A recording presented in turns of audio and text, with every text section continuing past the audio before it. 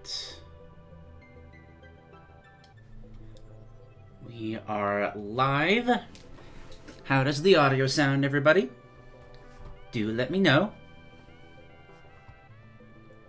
YouTube has randomly implemented a new feature that apparently gives people experience points for participating in chat. I could very easily see that getting annoying, but I'm kind of curious just to leave it on to see, like... I like statistics. I'm curious to see who's most active. But if it starts encouraging spamming behavior, it's going to be very easy to turn off. I just like seeing numbers. I'm sorry. Hello, everybody. Kanu, Dylan, Lukak. Is the music too quiet? It's Sticker Brush. Sticker Bush? I can never remember. It's Sticker Brush Symphony, so naturally more quiet song. Kind of dislike it. Yeah, it's not...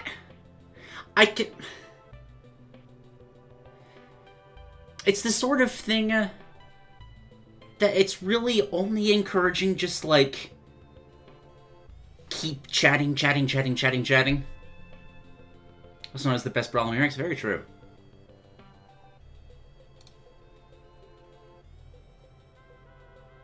It's not even... Everybody has the same amount, apparently. I don't know. You know what? No. I'm turning that off. Yeah. Is there, like, a...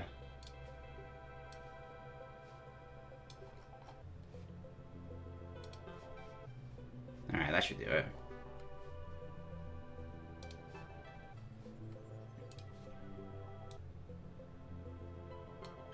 Haven't heard environments meant... True.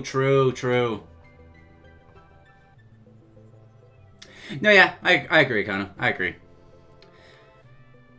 Okay, with that little hiccup taken care of, let's get started today. Now, like last time, and probably for the foreseeable future, we are going to start with just getting another taste of Heavenly Havoc, just because it's fun. Ad experience on YouTube recently? I hate ads. That was the wrong...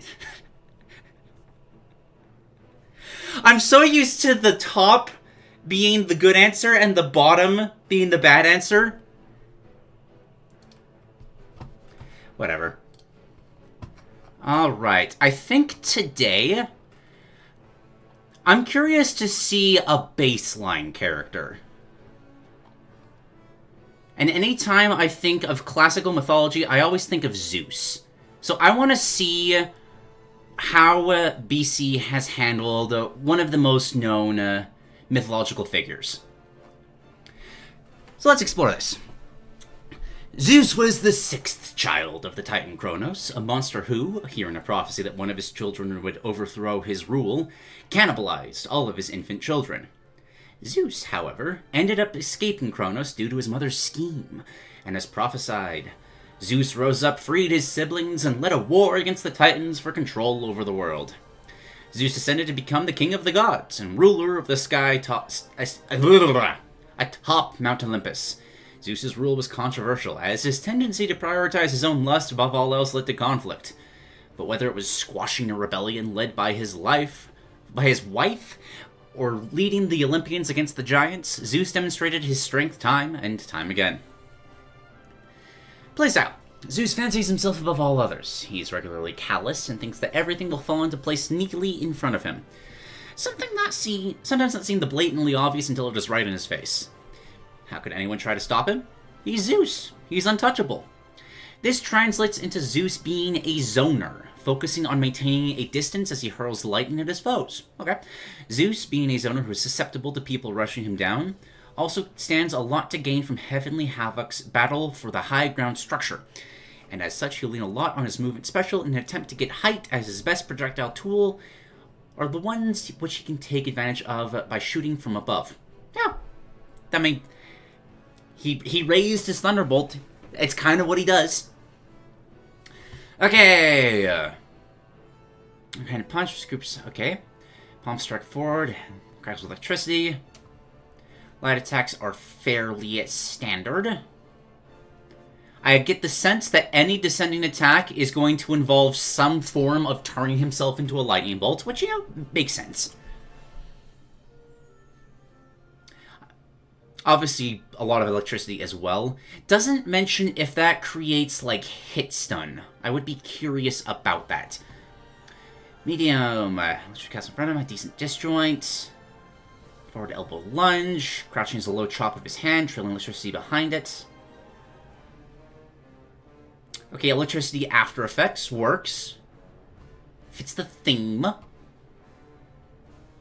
He's got a Mewtwo neutral air. Yep, descending, turns himself into a lightning bolt essentially. What's that Hollow Knight boss that just constantly teleports into the air and slams down over and over and over again? That's kind of what I'm picturing here. It's the guy in the Soul Sanctum. I don't remember his name. Attacks. Off in the air, hitting his fist. Nice fist gets electrified, punches forward, doing huge damage. Cool. Man, BC's so good at just very quickly, very simply describing some really cool visual effects. Just Demise style, raising his hand to the sky, lightning hits it, and just attacking forward. Very cool. Hello, Grimlock. Hello, Disney. Well, I'll increase my mock rings as it comes off of him. Cool. Trap people on his fist as if they're magnetized on it, and then it'll be launched off along. Ooh! Ooh. So it's kind of like, I think it's one of M. Bison's special moves in Street Fighter 6. In that one, he kind of raises them up off his fist and then smashes them back down.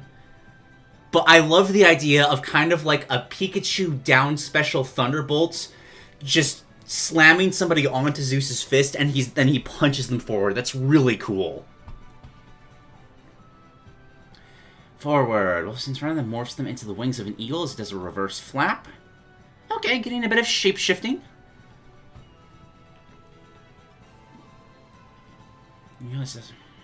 Cool. And they are momentarily turning into a platform, making the space below it into a... Interesting!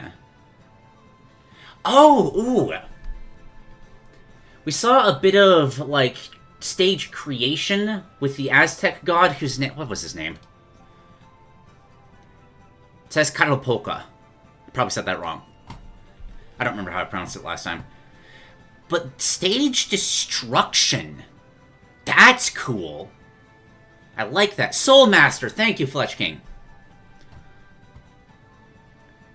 Sure, the turn goes back down. If a bird opponent is beneath the platform as it falls back down, they'll be crushed. Oh, that works really well for him, too, because if he's creating a platform, it makes it easier for him to get above an opponent and start raining lightning bolts down. Very cool. Also love this bit. If somebody is beneath the platform as it falls back down, they will be crushed by it. That's just neat.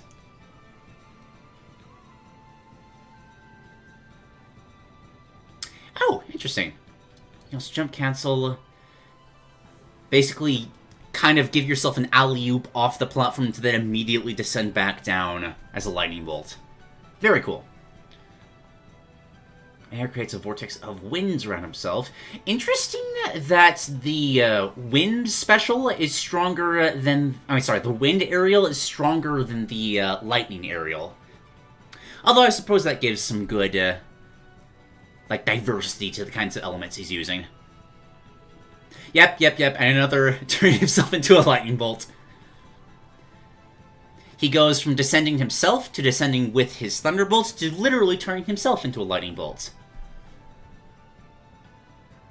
Damage is shockingly little on account of how fast the attack is. Okay, cool. And with that, we've already have a better Ganondorf. Oh my gosh, can you imagine, though?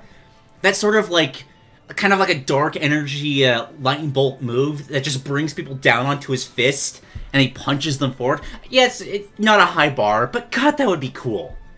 Ganondorf could be so cool in so many different ways, and he's just not. Well, he's fun, but he can be so much more. Alright, conversion. This is his mana creation thingamabobber. Creates a cloud in front of him, which sits on the stage, extends about 2 platform lengths forward, does not do any damage, and cannot be interacted with from opponents. But directly above the crowd, there is a sparkling radius that extends all the way to the top of the stage.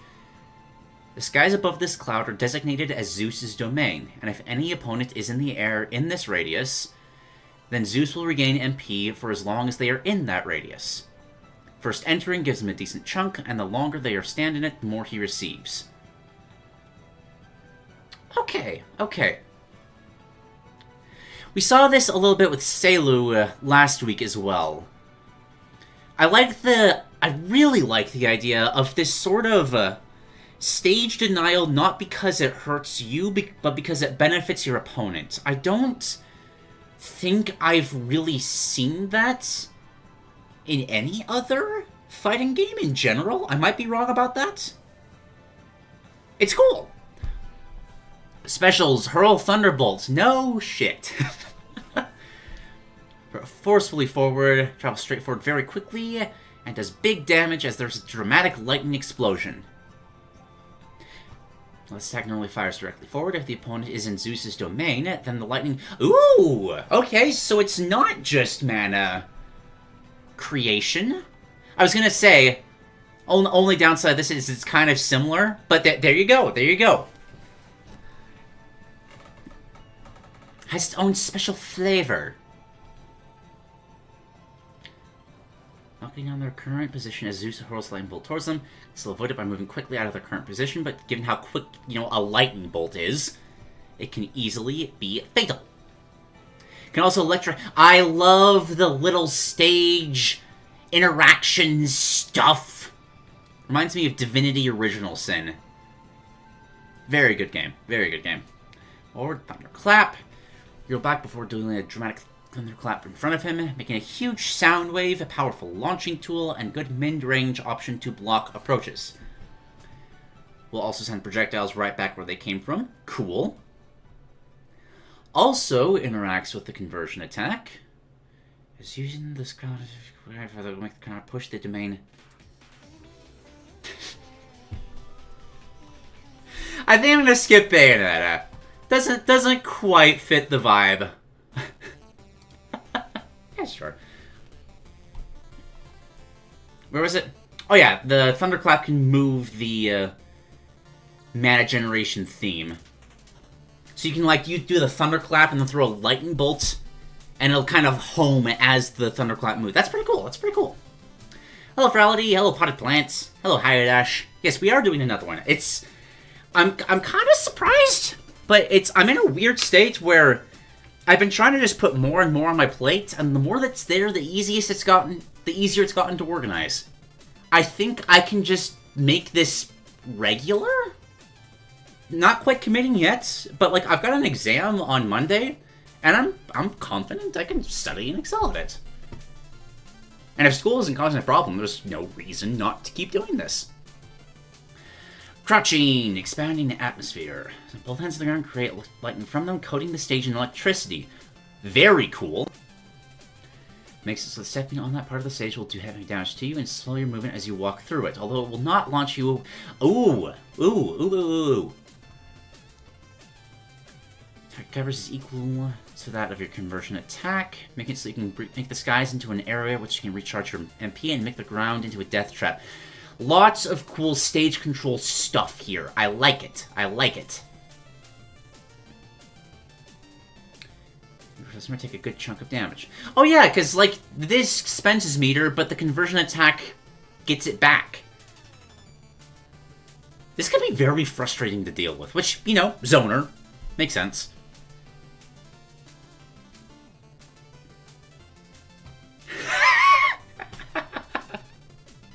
Fitting how reading Heavenly Havoc kits are becoming a tradition for us, like a religion. You know what? I'm okay with that. The best religion is all of them. Simultaneously. I can get behind this. Sky Surf. Thunder grab below his feet, acting as a platform he stood on. It's the Mario Cloud power-up. Cloud power-up will start to move forward at a steady pace occasionally. Oh! Ooh! A bit of the, I think it's the Black Mage's up smash in Smash Flash 2? Or is that the forward smash? It's the forward smash. Very cool. Very cool. And he can stand on the cloud and fire lightning bolts. That's so cool. I like it. And then, one more descending. Principles of decisive lightning. This stack is very different in prospectus. Heartless ascension with a float, creating a lightning bolt in his hand and trucking it almost straight downward. Does not home. You can only throw it at the downwards angle, but it is far more powerful. It will drag people with it, and will create a humongous electrical explosion upon hitting the stage. With the power changing based on how close to the center of it you are. You can also supercharge the aerial special by hitting it with this,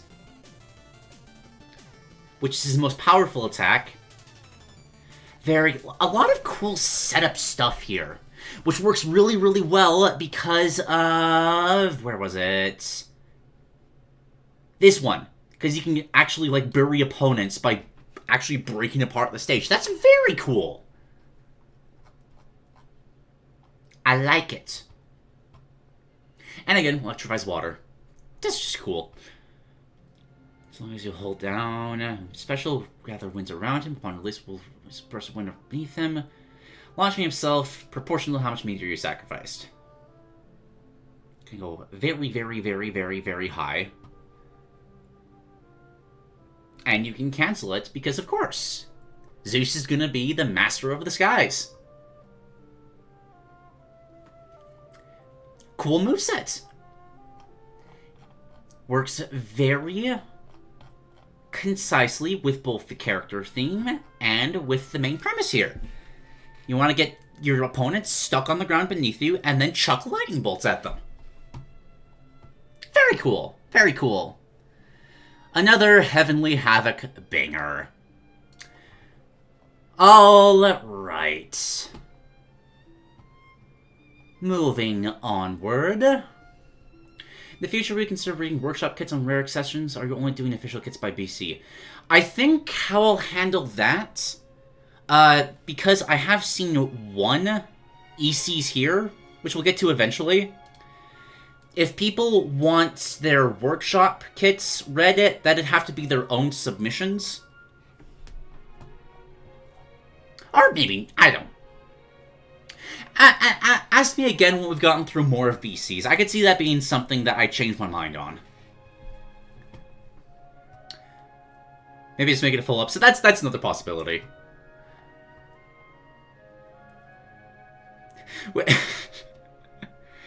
it be blasphemous if I tried to find, like, a religious holiday and specifically devote it to reading Heavenly Havoc moveset? Put a pin in that idea. I don't know if I have...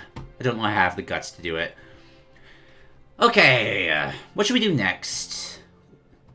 Let's grab one of the ones from the thumbnail. Let's do this one. Playlist. Boop. Just so we're not in a similar case as last week where I have to get through both of them at the end of the stream. This looks like a good playlist. Alright. Let me change the author title. Oh, this song. Gosh, no song puts me to sleep quite like this one. Heavy contention for just one of the most beautiful video game tracks in general. Alright, by Good Witch Kirby, Amy Rose and the Heartless Kingdom. Hello once again, Philip. Oh, can I... that's a little easier to read. White on cream color is a bit difficult, but I think we can get around it by highlighting it. Sonic RPG. However, Sonic isn't even in this game. Concept for 2D action RPG starring Amy Rose and characters associated with her. Amy and several of her friends have been sent to another world containing a magical kingdom where everything is not as it seems. Now she will have to gather allies with old and new in order to bring love to a world that has forgotten it. Took inspiration for this game from many different sources: Kingdom Hearts, Persona, Undertale, Skies of Arcadia, Mario RPGs, The Dark Brotherhood, Sonic Chronicles. Oh, hang on. Sharing link. From let's see, Forest Paper Luigi concept and Inspiration's Duelist concept. Just in Star HB because of a video by H Squid Reviews where we briefly discussed wanting an RPG starring Amy where she can recruit enemies because she does that a lot. Interesting. I like this. Oh, that's so much better. Thank you. Thank you. Going through this time, we warned there will be opinions, original characters, custom artwork, lesbian. Sorry. I just pictured like a warning sign, like in Portal, but it's just a be danger lesbians, and that just killed me. I'm sorry. An extremely long and overdramatic fanfiction story. Okay. Design goals, power, friendship. Wanting the theme of connections, love, and friendship be a major part of the game. Hopefully come across in the story. Awful influence mechanics. Because friendship is an important part of the Sonic series as a whole, in particular to Amy because she recruits villains. Translation of Sonic into an RPG. So to focus on a few key aspects: 2D platforming, high-speed action. Curious how you'll do that into an RPG. Player feeling a sense of momentum or flow in combat. Make it cool, because Sonic games are pretty cool. Maybe not always... Well, actually, I'm just going to drop that train of thought. So you'll feel distinct from the previous RPG, Sonic Chronicles Brothers. Okay. Highlighting characters old and new. There are a ton of Sonic characters. Like, I feel like every year I learn of some fringe OC that I assume is an OC, but actually it's got some, like, comic history or something like that. IDW, comics to wider audiences, the comics and the characters come from them. And new characters. You can tell because they're a mythical creature instead of a real animal. Ooh! That's a fun little twist on sort of a different race in terms of, like, the Sonic franchise. Okay, you have my attention. You have sparked my curiosity. 2.5D games, 2D sprites, pixelated 3D models like in Donkey Kong Country. Well, environments are 3D. Think of a fusion of, like, Sonic Advance, Pokemon Black and White, and Octopath. Okay. JRPG style designs, cutscenes of visual elements of a visual novel. 2D playing for movements. I think I'm kind of just gonna breeze over parts like this in future concepts. Just because, like, yes, you can walk, you can run, you can jump. We assumed. Interacting, talking between characters. You can pause. Tell gear, use to call your friends. Access shops. Okay, so lots of ability to access various areas. Streamlined design in RPG, I always appreciate that. Touching them for combat, you find out to instantly defeat enemies that are much weaker than you. Base attacks, B button. Similar to Kirby copy abilities. You have basic combat directional... Okay. More leaning into the action RPG sides of this. What is this game? This is quite pleasant. Pokemon. Undella Town. Is this black and white? Okay, never played that one. But this is pleasant. I like this. Shielding and dodging, you're persuaded to do this stuff. Guard, which is the damage they take. You can parry if you time it well. You can also dodge like in Smash. So a weird sort of, like, platform fighter action RPG. That's interesting. Contacting. choice. Oh! Okay. Kind of it. Okay, so this is where like the Undertale and Persona elements come into play.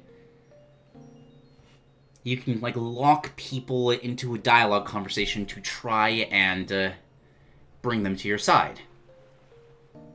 Puzzle like micro activities you need to do. They can be committed slightly, lower the defenses, become more aggressive. Okay, yeah. I see the vision. Fully commits an enemy, they'll become friendly, which does a thing that will be talked about later. Takes them off of the battlefield and gives you rewards for doing so. Scanning. Love this sort of thing. Every single game needs something like this. I love being able to just get little tidbits about the world building of an environment, just with little things like prime scanning or the tattling in Paper Mario with the capsules in Kirby Forgotten Land. Love that kind of thing. It's cool. Run from battles. You have a command list, abilities, items, tactics. You can change the AI of your party. Special moves, team abilities, and Phantasmal Overdrive. That's fun. Team abilities, self-explanatory. What's this Phantasmal Overdrive? The character gets an over-the-top, magical girl-style outfit change, and all-around stat increase. Please say Big the Cat can do that. Please. 10 seconds, cancel the transformation. It's kind of a supersonic-esque thing, but styled around Amy Rose. Hey, Camp. How you doing? Give me an overdrive at the same time. I guess Final Fantasy IX Trance is also a good comparison. Phantasmal Finisher, Limit Break style ability. I also really like this song. This is a great playlist. Sonic Frontiers. Alright. Fantasy Meter use both. Mean Overdrive. More Fantasy Meter after the end about. More money you will receive. Okay. Combo Paths. Cancel attacks into either abilities or items. You can then cancel those into team-up abilities and team-ups into Phantasmal Overdrive. Cool. Sounds engaging. Moves consistently puts the hurt on enemies between different characters. We'll build up a combo.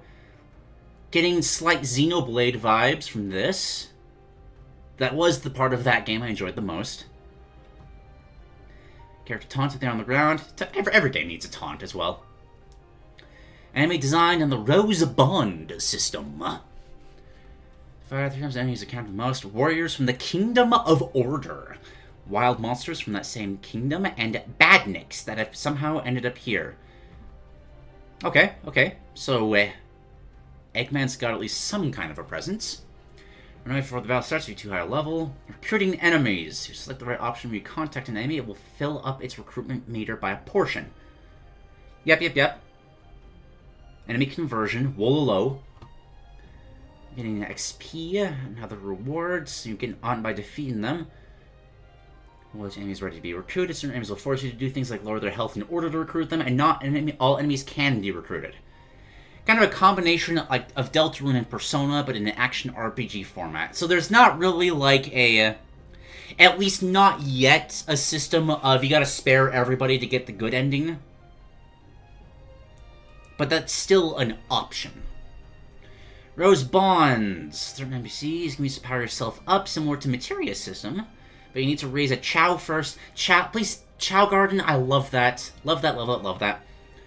Chow eggs, personal Chow Garden to improve them.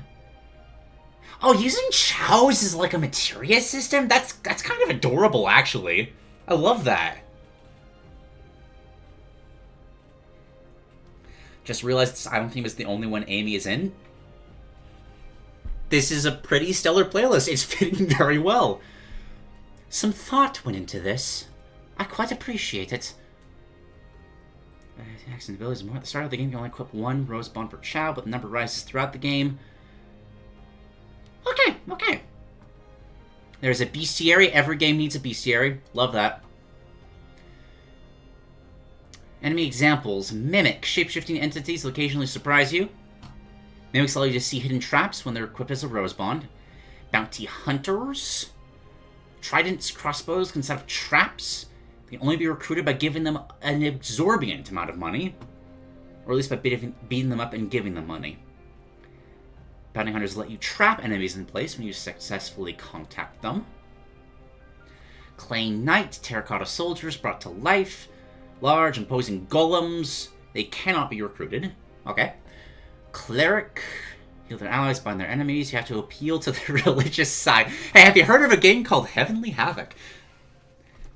Boost the power of healing abilities. Makes sense. Average Eggman Robot Mook. Semi-competent. Wide range of different weapons. Cannot be recruited as rose bonds. Or can they? Purified enemies. Tougher variants. Cannot be recruited. However, they will not use team attacks with each other. Also infect party members with an annoying status called Purified.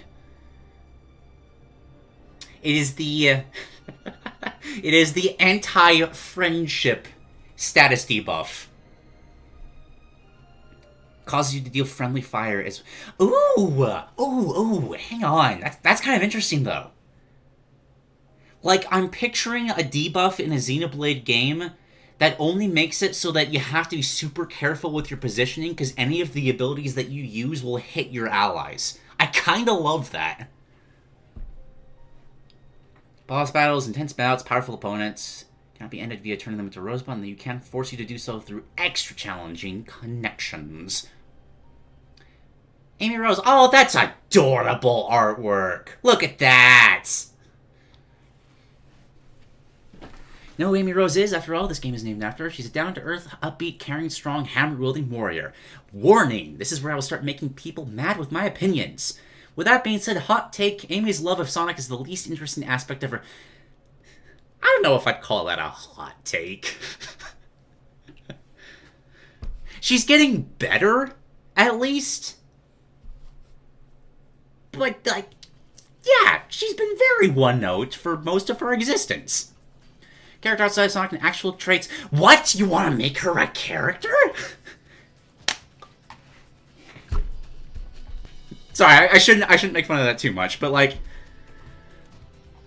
the only thing I have known about Amy for the longest time is that she's infatuated with Sonic, and I'm not that big of a Sonic fan. But like, introduced to the character through Sonic Heroes, it's literally her only character trait in general. Amy's leadership abilities and motherly side. She has much love in her heart she wants to share with others. Mama Bear will protect those she cares about. Love-fueled rocket-powered hammer and her more developed psychic powers. Is this actually a thing for Amy, or is this something new to this game? I actually have no idea. All-rounded fighter. Various ways to move around fight. There's different ways to support herself and her allies. Jump. Extra jumps. Okay. Pulling decks of cards and ready to... She's a cardmancer! Okay? She reads tarot... Of course she does. Of course Amy's like a horoscope girl. That's hilarious. As soon as might happen run, she does both forms of attacks with the same grace and precision. Or this quick projectile with low AP cost, being somewhat spammed. Not gonna lie, I kinda love Twisted Fate Amy with a giant hammer. Let's use yourself or an ally. Inspired by this gun, start regenerate their health. Upgrades increase regeneration. Generation of various points. And also drain health. Okay. Magic Hammer hits people hard. That's also just kind of a fun, like, RPG character class. Kind of magic, sort of psychic character, but also has giant hammer. That's just neat. Clerics are cool. Let me debuff defense stats. Upgrade leaders cross status. This is okay. Okay. Literally shield breaks them. The card expands out into a shield. You can choose where on the battlefield the shield expands out from, up to a certain radius away from Amy. Another banger. These songs have just been vibes Over and over again. One thing that Sonic always does well, immaculate soundtracks. Okay, where was I? Shield will slowly able to heal party members near it. Only one shield can be active at a time. Tarot Seance. Some spectre made of cards. Ooh, that's a fun visual image. Primary of your choice. Gives people a stand. Becomes a knight with a mix of Amy, Sonic's, and Shadow's traits that attacks alongside the party member that received the effect of this move using an axe. Cool. Create a bow made of cards that fires off a piercing arrow. Amy uses Protective Determination while under the effect of a Terror Seance, and the shield will grow spikes and damage enemies that touch it. Cool. And last ability, make hammer even bigger and create massive shockwave. Very cool. Passives. Effects of positive status effects. Upgrades prevent buffs from going away early. Yes, you can canonically turn invisible. Sure. Man, Sonic lore is wild. Okay, sure. Took lessons from Espio. For all I know, that's probably actually the reason for it. Visible, okay. Those are animations. Let's get the enemy as a rose bond, the rings and their items. Planetary the mirror's full. The reason enemies after you sign the content them, even if they cannot be recruited. Okay, cool. Oracle of the Hearts. You still look like the magical girl, bows, ribbons, and all that jazz. Third eye with a heart as the people also. Ooh! That's fun! I kind of love that. I would love to see artwork of that specifically. Like Psychic Tarot Reader Amy with cards flying around her with a third eye with a heart as the people. That's kind of awesome, actually. Rewritten features start spinning around with a hammer held along. Cards spin around her as well. Creates a card tornado. Since the top and bottom of the screen. An eye made of cards will appear at the top of the tornado and dispel the tornado with a pillar of light. Very cool. Cream is, of course, the second character. Gotta have the full Team Rose. That's from the cheese. Design is off the side of this image here. I love the sweater with the sleeves that are too long. Oh, that's cute. This parent learns how to be here, but it's easier to be one. Mainly a support, best at healing, makes sense. Best often she can send Cheese out to attack enemies up close and far. Kind of a puppet-esque character as well. Alright. Cream... I'm assuming this is supposed to be flies. Cream dies using her ears. I have like 3 dark jokes at the back of my head that I'm not going to say, but wow. She can fly. She can fly. Oh yes, Field of Hopes and Dreams.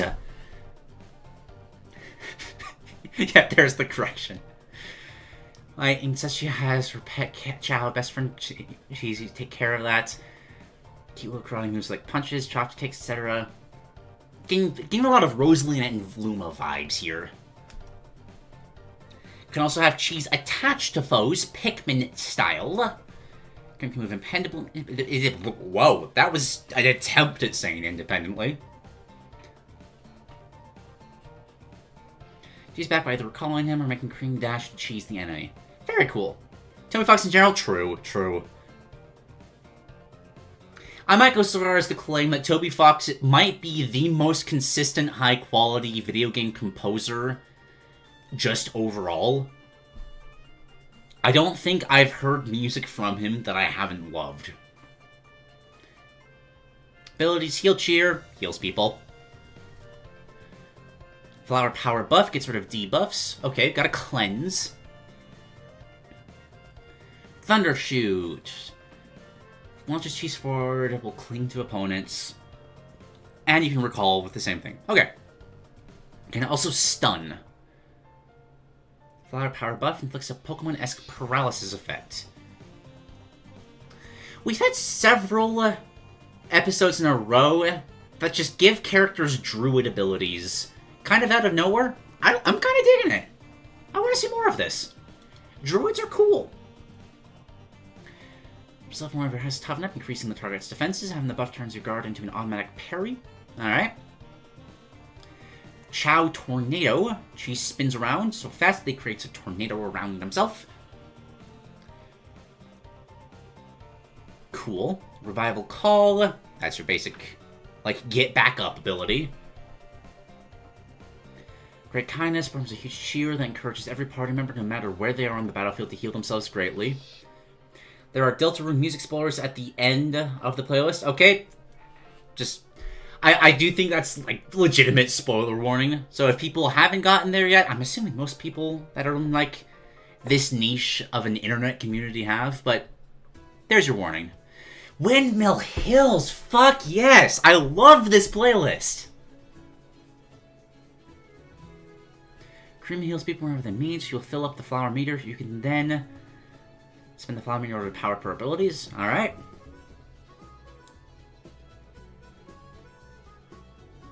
Additional Rose Bond. Oh, yeah, because she's there. Yeah. I like that. Phantasmal Overdrive is Lunar Superhero. Gets a little superhero outfit with a moon aesthetic. A few ballerina characteristics. Will even turn white as a moonstone. Cheese will transform into a version of a guest child that looks like a sidekick. Cute. All abilities will act as if they have been enhanced, but using them will slightly drain the meter. Phantasmal Finisher. Destined Duo Dance. Dual Dance that heals all party members on the field in addition to restoring some of their AP. I have no idea who this is. Gemerald, I'm assuming, is how you pronounce that? Or Gemerald? Gemerald. Okay. Gemerald the Gizoid, the goat himself. Used to be an Eggman robot, modeled after another robot that was friends with Sonic, Amy and Cream and the rest of the crew. That was until Gemerald. I'm gonna keep calling him General. It's gonna be very hard to get past that. Becomes an ally. Now he spends his days guarding Cream's family. Loyal, helpful robot that stays by his friend's sides no matter what. General will do anything to protect those he cares about. He will even give up his own life to save his family. Also now wears a scarf that Cream made from... Aww. Adorable. Sonic Advance 3. Alright. Very defensive character. Can block damage from enemies. And can become an offensive monster by overclocking. Alright. Has a Rob-esque up special jump. Since he's a copy robot, a lot of his attacks are based off of other Sonic characters. Down charge is like a Sonic-style breakdance. Knuckle-style punch. Roo-style spinning kick. Okay. Also has an energy blade on his arm, because energy blades on arms are cool. Abilities: defensive stance, counterattack with a strong punch. Basic counter. You can also use it to counter attacks to allies. Very cool. Pulse electricity from his hands. Will shoot the orb forward if he's overclocked. Spin towards an ally, create an energy barrier around them once he reaches the target. Kind of the... I think it's Steven Universe that had that in Multiverses. RIP. Dash towards enemies as well as allies. Cool. He can shoot missiles. Also cool. We love mechanical characters doing mechanical character things. His arm blade go to massive size before slashing it repeatedly. Very cool. Bit of a Ragnarok attack. Also gives him lifesteal. Overheat, only available while overclocked. Creates a shield of burning plasma around him. Will parry all forms of damage and explode. Very cool. He gets his overclocked ability with a tension gauge. Guarding and parrying attacks builds the gauge, so Okay, so the tank character is encouraged to tank so we can then go on the offensive. Nice. That's a nice feedback loop. Get some water real quick.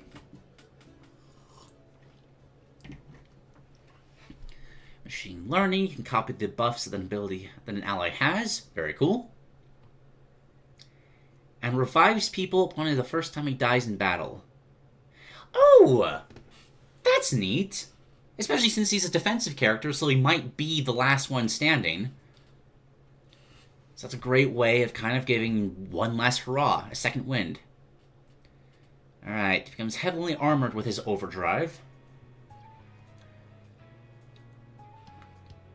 Alright, arms are replaced with mechanical tentacles. Activities constantly in the overclock state. Another great song.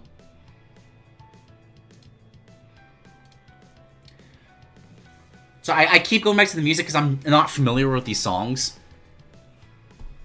Never played Sonic Runners, but like again, Sonic music is just that good. Finisher grows another pair of tentacles from his back, then fires lasers from the tentacles and missiles from his back in a spread pattern.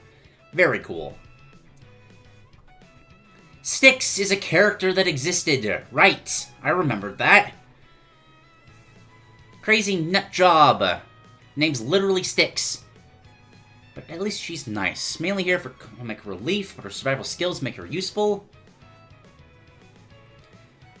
Spud, we can reduce a lot of existing lore elements of characters probably don't know about. She's been practically living under a rock. Okay, yeah. It's a good way of, like, explaining more, just having a character that doesn't know anything or anybody. It's always so annoying in a story where you have characters explaining lore to a character that should already know what they're talking about. I don't know about... Alright, you're not running gag where Styx tries to kill each member of the main party that she doesn't know when they first meet. That's fun. Redesign it for an RPG setting. More furs, more levers, arranged in a coat. Kind of lean into that sort of, like, ranger living in the forest kind of deal. Have a couple of literal sticks just stuck in her hair. Actually really fun in the TV show. I have heard very good things about that show. I don't think I'm ever going to get around to watching it, but I've seen fun clips. Taking advantage of items and stealing them from enemies. Oh, she's Yuffie. Okay. Youth junk that she uses to buff allies and deal with enemies. Fun, fun, fun. Just keep flipping around. Bounce off people. Very cool. Has a staff to hit people. Also great. Abilities, Kleptomania. Steals things from enemies. Of course she does. Also gives her junk resource. Actually, Cream was the UV.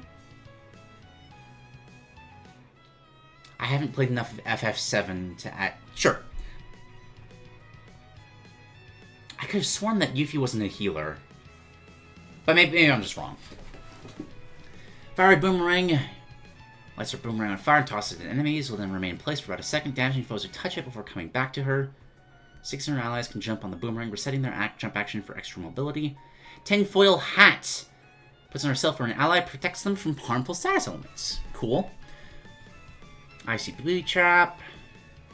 Damages and freezes enemies it touches. Can combine 2 items into a much more potent item and use it right after. Very cool. Elemental Totem. For an totem that gives party members a buff that adds fire properties to their attacks. Very cool. Sort of elemental support stuff. Passive scrap stuff. She's got junk that acts as a resource that powers the rest of her abilities.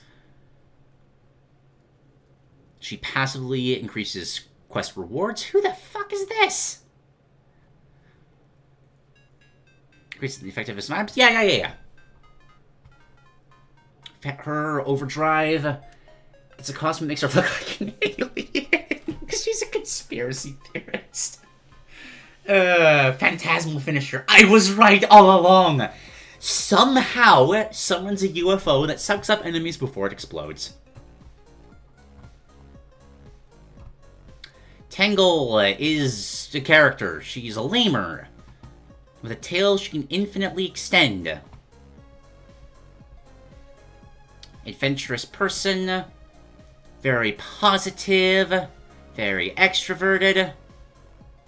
Overconfident, impulsive, doesn't always think. Bit of a happy-go-lucky idiot. Okay. Love that kind of character. Again, Toby Fox's music, just 10 out of 10. Jennifer knows ring on her finger, bend on her arm. Headcanon oscillates between Luz from Owl House and Anne from Amphibia. Okay. Ideal is doing the Bridget dance. Highly movement-based character is always bouncing around. Usually teleport yourself towards part of the environment or the enemy. Okay. Very Spider-Man-esque mobility with a tail. Sure, sure. Rapid-fire hits. Using the tail for more heavy-hitting stuff. Spinning kicks. Hypes up herself or an enemy. I like the amount of support abilities across the entire cast. Really fits the power of friendship vibes we've got going here. This one seems to be more tailored around movement stats, which makes sense for a character like this. Lashes up a bunch of enemies with her tail, pulling them all towards a single point. Very cool. Great thing to kind of combo into super abilities.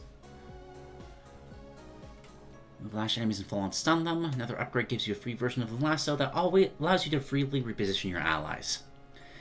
Tangle Twister. Tangle uses her tail to spring up into the air while spinning around, damaging enemies in the air. Tangle will just spin in midair. She will also bounce off of the ground while using this ability. Okay. Use the tail to rapidly punch in front of her. And wraps... for her strongest attack, just kind of wraps the tail around her hand like a big old boxing glove. That's cute. That's fun. Increases the effectiveness of taunting. That's very important. You gotta have this.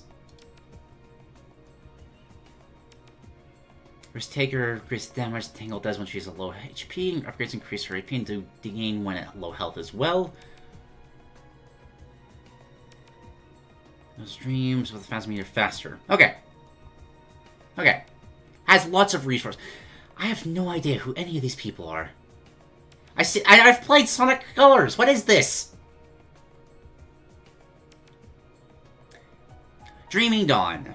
Large jacket made of clouds and sunlight over her shoulders. Also looks like one of our next character wears. Let's get a large captain's hat. Very cute. Gauntlets become massive as well. Tail also lights on fire, and she grows a second one to boot. Means that Tangle can use 2 tail-related moves at once. Fun. She's from the... Okay, very heavy into the comics. Understood, understood. I was just worried because, like, is my memory getting that bad? Do I just not remember the Sonic games whatsoever? Okay. Pull huge boulders on the ground, uses it as a living flail. Cool mental image. And spins around and creates a stone tornado. Very cool. Whisper, shy, reserved. Lone wolf. It's a lone wolf.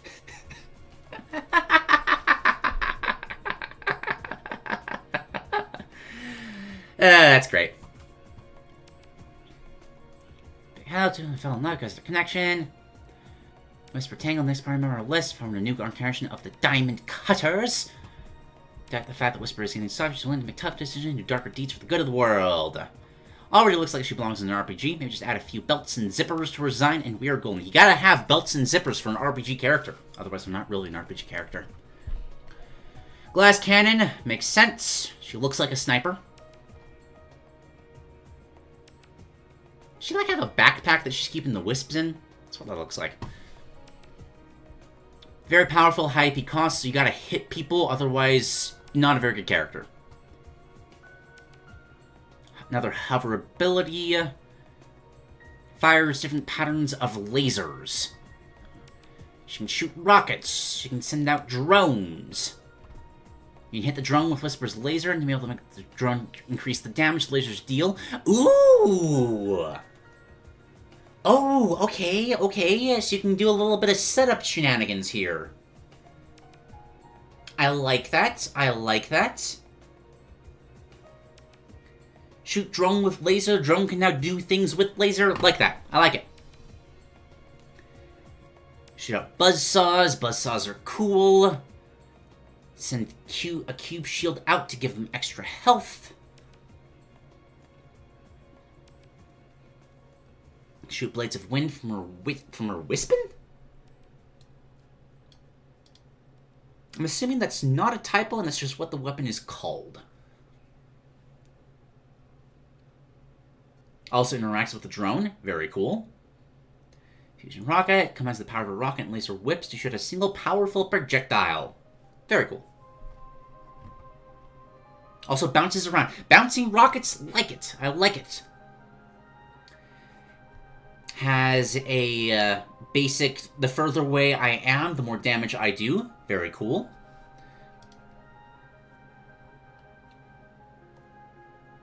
Her attacks cannot be nullified or absorbed. So this is the kind of character you use against somebody with, like, I was gonna say thorns, but that's not the right one. What's it called when if you hit somebody it heals them? There's a specific debuff. I don't remember the name of it, but you all know what I'm talking about. Now, as goes down, she'll get a temporary buff in attack and defense. Phantasmal Overdrive, Guardian Angel. Sends a new form that fits her title as the Guardian Angel into the battlefield. Gets traits of the Mother Wisp from Sonic Colors DS. Becomes pastel pink and blue. Arms for jacket turns to angel wings, resembling tendrils of the Mother Wisp, with each wing having an eye from her mask. Very cool. Final attack. A bunch of diamond drones that scatter across the battlefield. She then combines the powers of all of her wisps, channels them into a devastating laser that bounces between all the drones. Alright, really quick, I'm just curious how far into this we are. About a third of the way. I think I'm going to start trying to breeze a little quicker through the characters, just trying to get, like, basic vibes, just because there's a lot to this concept and I want to get through everything in a timely manner so we can get to everybody else's. Inspired by disaster, wants to be a leader. Has a lot to learn, but she's trying super duper hard. Constantly done with everyone's bullshit. Give her a sheriff's hat and boots. Cute. Alright, healing buffs and summons. Okay. More jumps. Can empower herself with the various buffs that she gives to other people. Summons turrets. She can heal. Also shield with that. Has rallies. Okay. Cool, cool, cool. Some more offensively styled support options.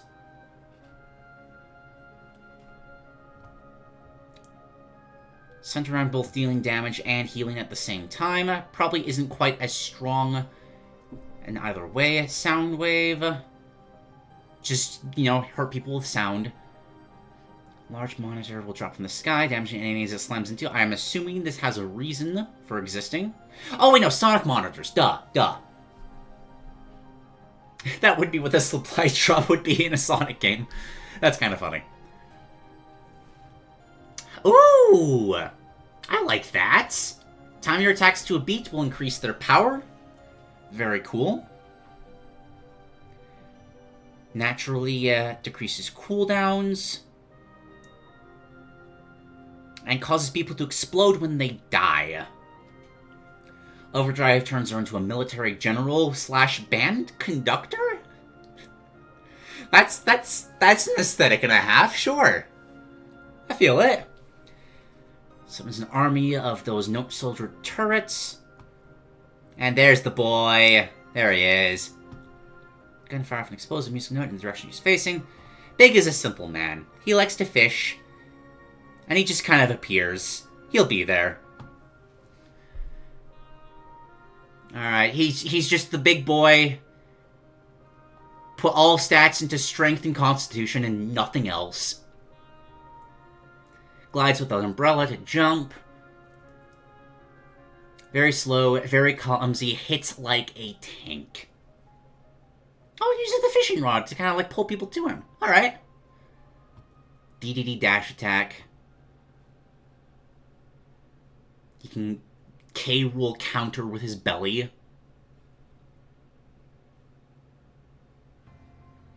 Tries to catch Froggy and will accidentally grab an enemy instead. Froggy then hops upward, so Big jumps after him, making it so he purely accidentally suplexes his opponent. I love that mental image so much. Tosses out bad bait, inflicting a drain effect. He will cook fish, healing everyone in range with it. And he can accidentally cook enemies instead? Sure. It turns black and creates a rain cloud above him. Acidic rain pours down from the cloud that damages opponents. Legendary lure, actually hurting his friends. Starts to get serious. I love it when the dumb character actually gets serious. Some of the best moments in the stories. Gets his spiked fishing lure from heroes. Yep, just big ol' flail. Resists negative status effects just because he doesn't care. More likely to be targeted by enemies because he's very, very big. And he scales off of HP. I love that.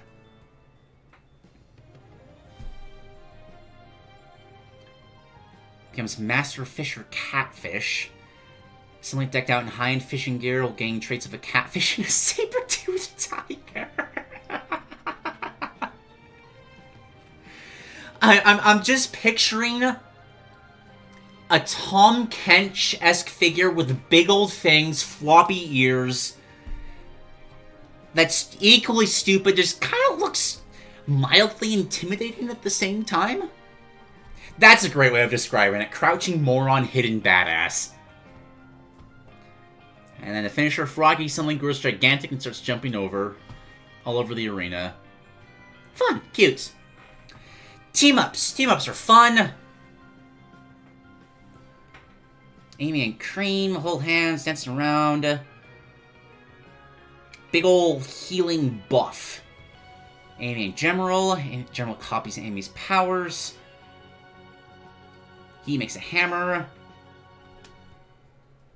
Hits a bunch of people. General attempts to do a cute pose, and he tries. Amy and Styx, building buffs. Tarot cards to make a prediction about Styx's future. Styx rejects it. Let's go our own way. I'll change my own fate! Yeah! Kind of ability. Okay. Amy and Tangle. Spinny hurricane of smacking things around. Amy and Whisper trade hammers, hit people lots. Amy and Lanolin. Amy starts launching the little toy soldiers like she's playing croquet. Amy and Big, Pollen Festival. Big announces Amy and put the two pulls together. So the Sonic Heroes super move. Okay. Cream and General Familial Healing. This get into a protect off. Wave electricity, heals enemies, paralyzes, damages. Sorry, heals allies, paralyzes and damages enemies. We're fine. Human 6, healthy influence. Give into her wild side. Extra health. Alright, this one's a spinning damaging move. Another buff. Hugs and friendship. I think I'm going to quickly skim through all these, because there's a lot of just that you are friends and do things that kind of fits their both things. Not since we've read all the characters. Like, it's just natural combination of what these two characters would do. Cream encourages people, empowers their attacks. Dance all over, everybody gets buffs, enemies get debuffed, etc, etc. These two both use a lot of metals, so they combine together. Fills up both of their meters. More offensive characters do for more heavy combo attacks. Got a few mechanical combinations with weaponry. Same with this one.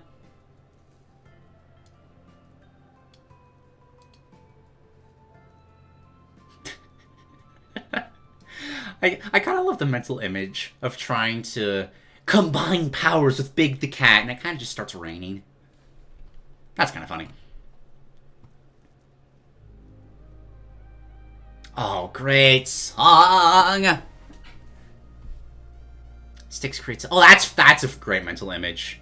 Making a slingshot with the hyper-extending tail.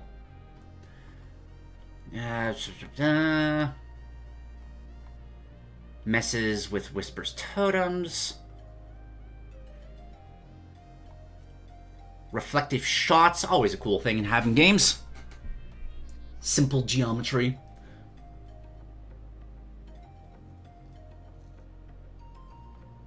Yep, crafting characters. Mess with both of their various mechanical stuff.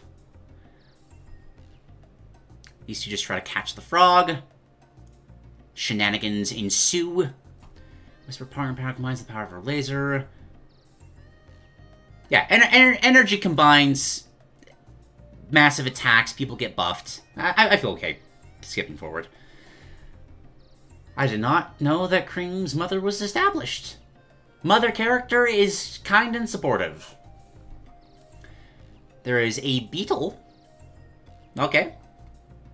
Not a fighter, often hiding when the fight starts. Very organizational, secretarial kind of character. I'm kind of... I am not saying this as if it is a bad thing. I think it is very reductive to call this a bad thing.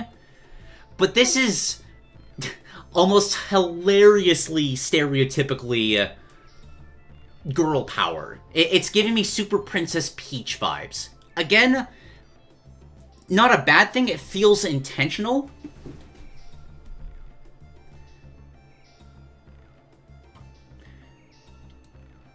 It's just almost over-the-top stereotypical. Learn to do, going in the backbone needed to be a true leader. What are you? Oh, it's a robot. Okay. I did not catch that immediately, and I was just like, what on earth is this? What is wrong with your mouth? What? Huh? A long-gone version of the Doctor who lost his memory and became... What is Sonic lore? So for Badniks, he has a pet mod getting Romero. Shopkeeper. Okay, yeah. Alternate timeline, good Dr. Eggman, Astro Boy-esque daughter character. Sage. Yeah, I know this one.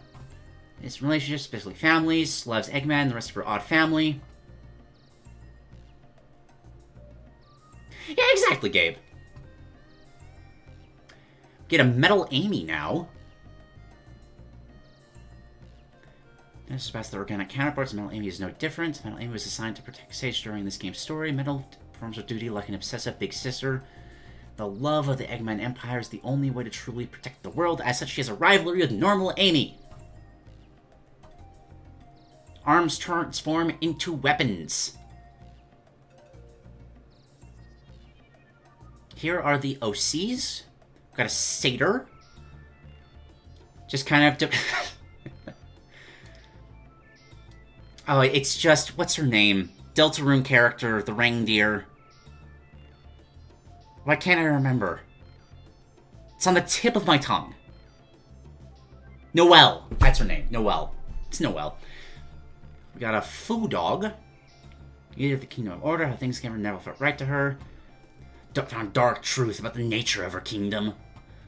Cost her eye and her leg. This leaves a small group of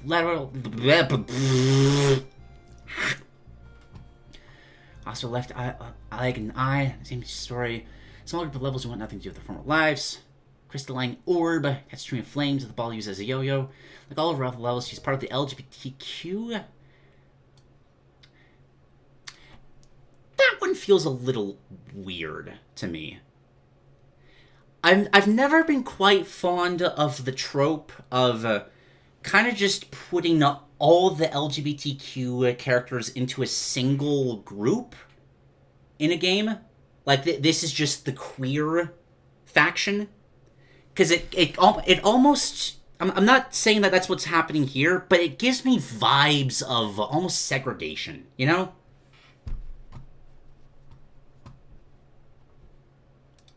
Like, you had to have been part of this group to be part... I don't know. Not a big thing.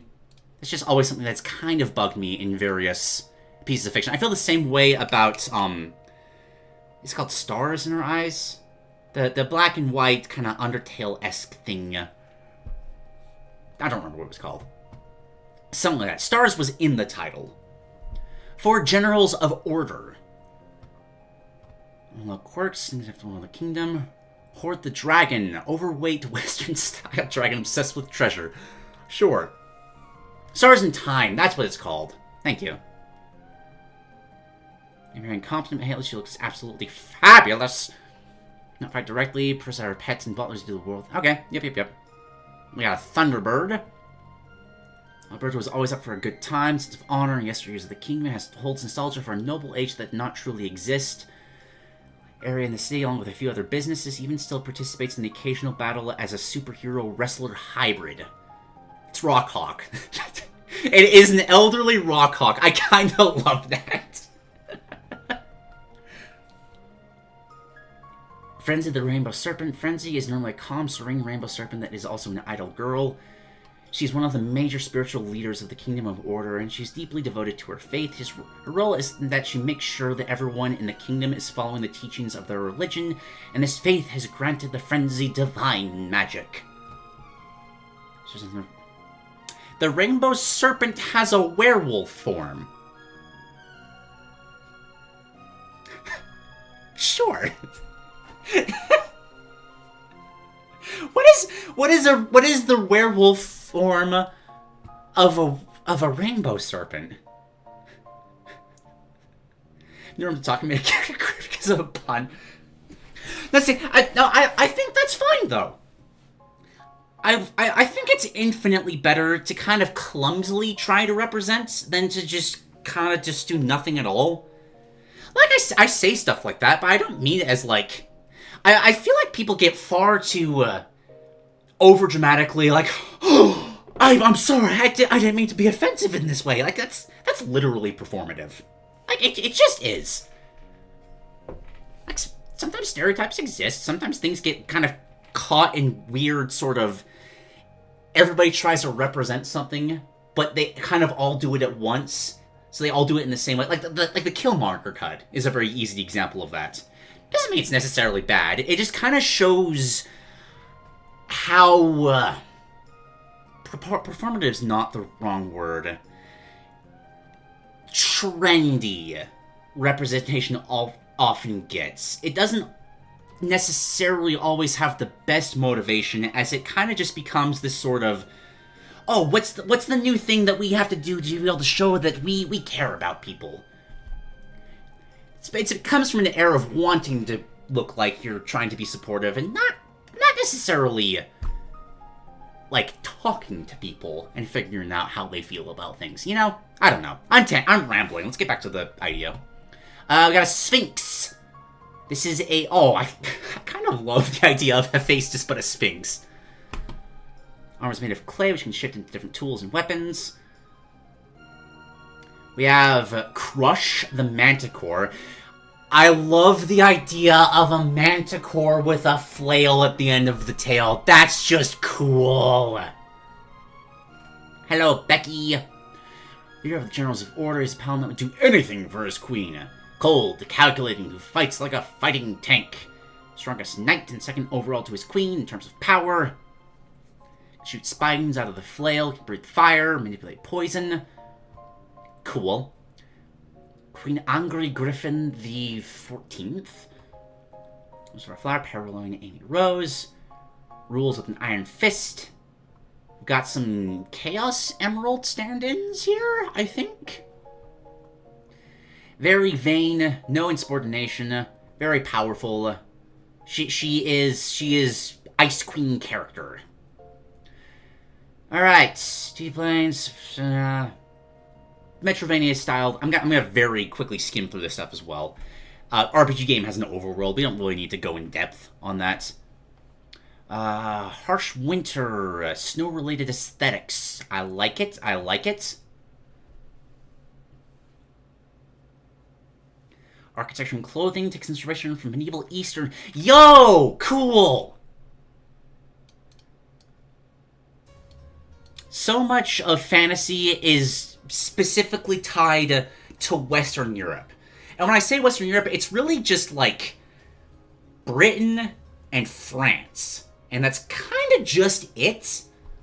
Love this. Very cool. Major areas. We got a floral forest. Cute.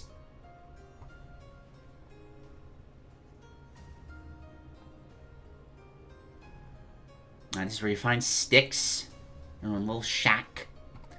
Ocean of grass. Large open plains with golden grass that is dying thanks to the winter season. So is this part just kind of away from the snow, I'm assuming? Just trying to picture the world building here. We got carnivorous plant caves, cliffside villages, thieves' dens, big ol' fantasy city, very cool. Sapphire Sea, you got standard water level. Illuminated by large patches of... Ooh, that's a good mental image. Very cute, very cute. Oh, Floriferous is part of... Okay, I'm following. Got a pirate port, coral islands, love that. Coral... More games need coral environments. Untapped potential there. Coral Highlands, Monster Hunter World, 12 out of 10 environment design. Dangerous sailing places. We got icebergs, secret villages. Very cool. Also, random Eggman base that's gotten into this world. Curious, it wasn't mentioned if Eggman's actually here. Was this just Sage that's here for the Eggman stuff? Maybe we'll figure it out later. Must leaves you a combination of the winter season and pollution. This region is the thicket of gray and brown claws stretching out in all directions.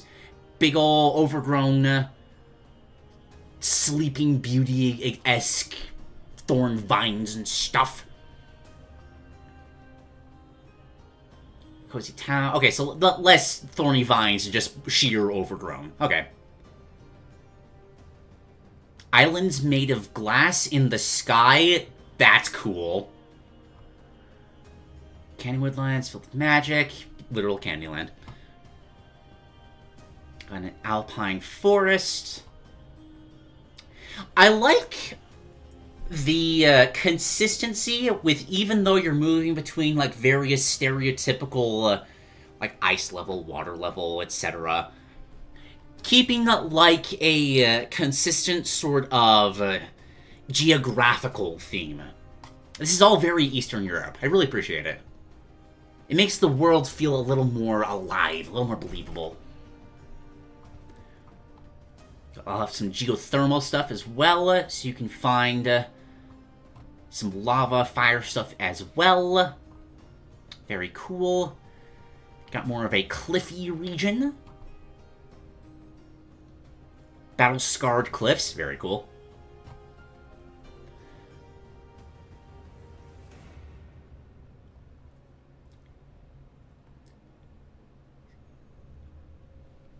Sorry, I just got something stuck in my throat. Ah. Going more into, like, a more brutal Eastern Europe aesthetic. I like it. Giant's Graveyard. Ooh. Frozen over skeletons of long-dead Titan-sized creatures. Another very fun mental image.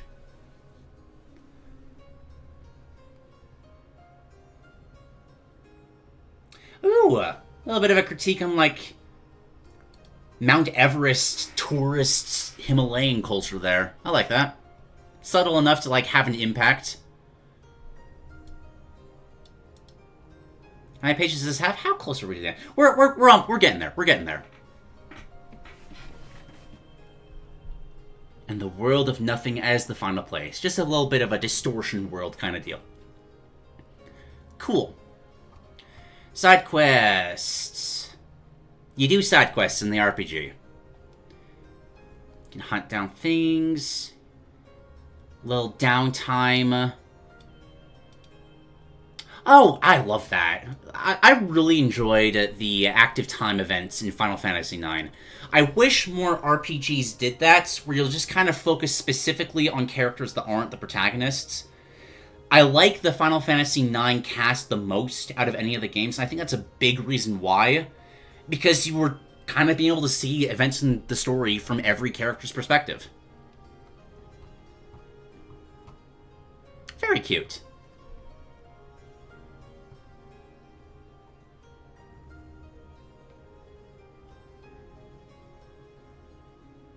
Yeah, just talking about various character interactions. The Eggman daughters talk about being the Eggman daughters. Can we still be sisters? That's cute. Got some collectible stuff. Fighting practice. Boss rush. Boss rush plus. Fishing minigames. You gotta have a fishing minigame in an RPG. Come on. Especially if Big's a character. Quizzes, collectibles, some super bosses. I'm curious about these. Any fun references here? Ancient Ice King, Ghost of a Pirate Ship, Unstable Prototype Mech, Hydra Gladiator? Cool. Love that. Robot Titan, and a glitchy, formless entity. It swaps between concept art versions of different Sonic characters. That's funny. Minor game stuff. I'm just gonna skip over this. Story stuff. How long do we have? Hold on. Oh, do I want to knock out my voice narrating a full story? Goodwitch, I'm going to leave this up to you.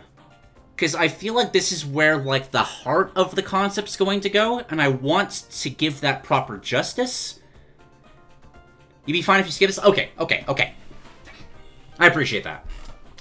Alright, Amy Rose. We're dreaming about a royal-looking figure draped in a shadow. Okay, starts with a dream. Starts testing. You're kind of a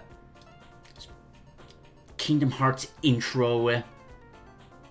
Wake from the dream.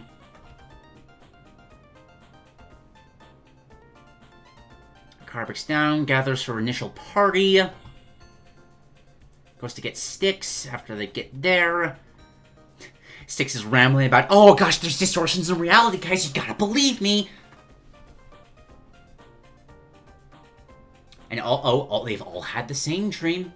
That's pretty crazy. And they actually find the distortions. Get sucked in, and the story starts properly. Okay. RPG characters get sucked into a different world. Chapter 1. Chapter 2. Wake up in the middle of nowhere. Fend off all the monsters.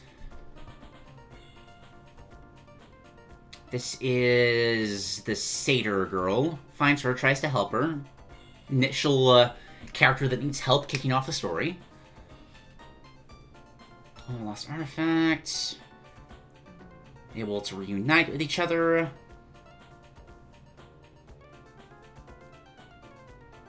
Still haven't found Cream yet. Meet up with Tangle here. Get some water.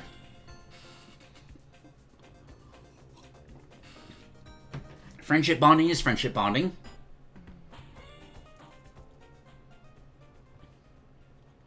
Fight their way into a thieves' den. This is where you get the whole Super Saiyan Sailor Moon transformation thingamabobber.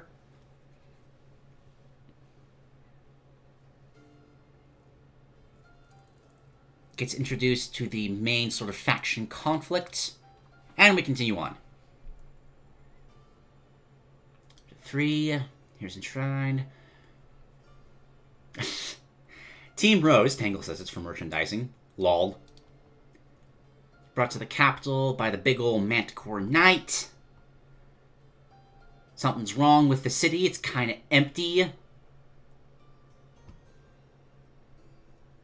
Just kind of soulless. Uh-oh, what's wrong? They meet the Queen, who summoned them here. We have an RPG with a prophecy that the heroes will save the kingdom. Classic. Heroes agree. Gotta go gather up their friends and take down all the nasty baddies that are threatening the kingdom.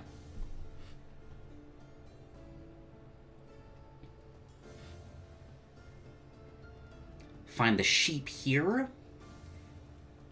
Smart Snow, seems for the chaos. Yep.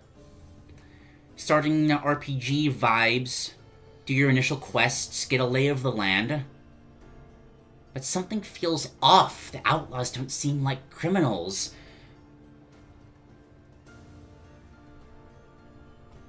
Run into Gallant. All of a sudden, wait a minute. We're the baddies. Oh no!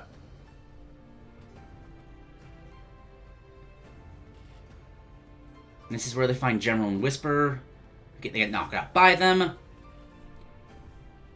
then you have a Chapter 4 that takes place at the same time, following General, as he figures out things from the other side of the story. Okay. Get a lot of flashbacks to kind of just introduce this character to people that probably have never heard of him.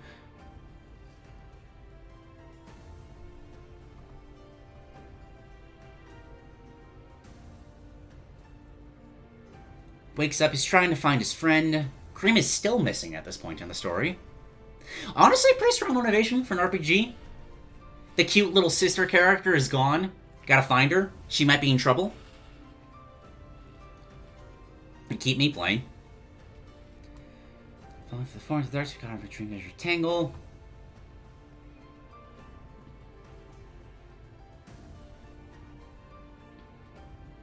They realize that something's really off with this world. Join Gallant, trying to help this resistance faction. Story reconvenes. Oh, Cream is back. Where? Did I miss that? One second.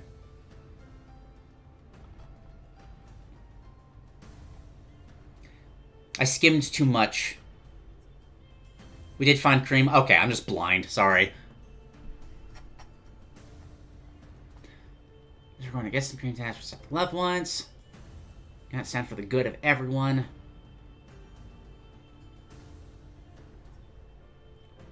Your party fights each other. That doesn't happen a lot in RPGs, and I wish it did. That's an interesting sort of setup for whatever reason. All the characters you've been building up have to be suddenly pit against each other. It's a big reason I like Radiant Dawn so much. I don't think it does it especially well, but it is interesting to have essentially all of your units fighting each other in multiple missions.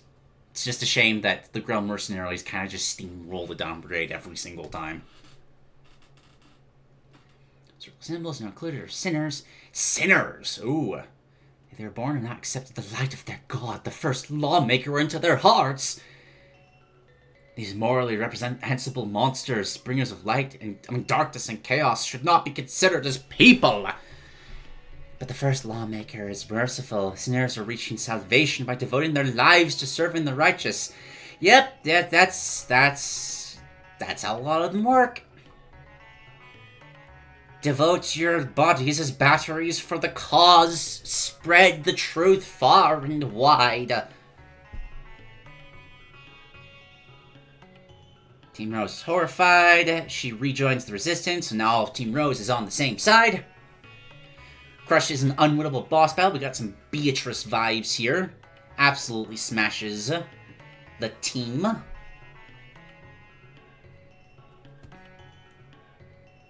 General stays behind to make sure the rest can escape.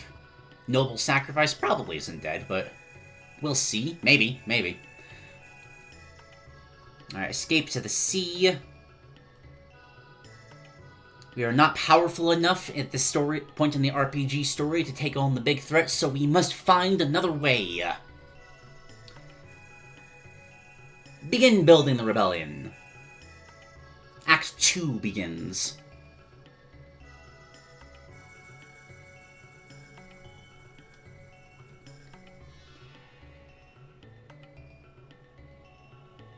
Alright, inspire the pirates to join. Fun. Gain all the disparate factions together. Got a big ol' checking with the characters' stories moments. Amy has doubts, but wants to lead. Styx doesn't trust it, so she's fine. Lanolin feels like she's failed. Whisper hates that she lost General. Tangle is the super cheerful one and manages to talk people out of it. They're just cute! Character bonding, you gotta love it. Of course, Cream's the most depressed because she lost her best friend.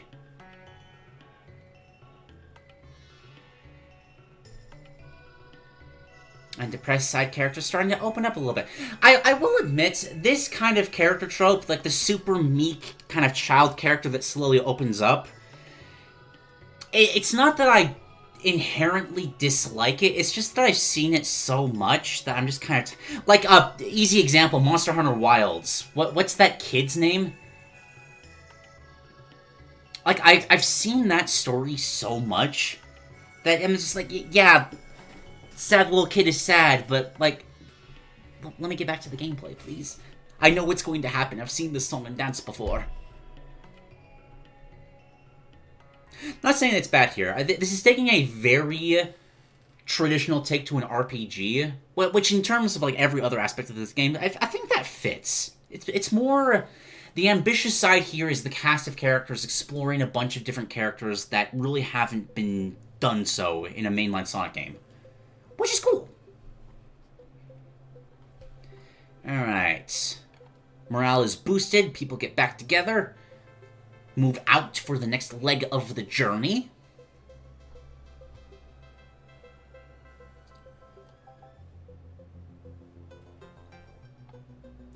Fantastic song. Try to spread the rebellion, but the inhabitants here are actually kind of fine. The way things are. Accidentally get signed up for a Coliseum tournament. Fun. We get Mr. Rockhawk. Doesn't particularly care to fight. He just wants to see them participate in the tournament. That's a fun general. Doesn't particularly care. He just wants to have fun. Participates in the tourney. Seems like someone is cheating.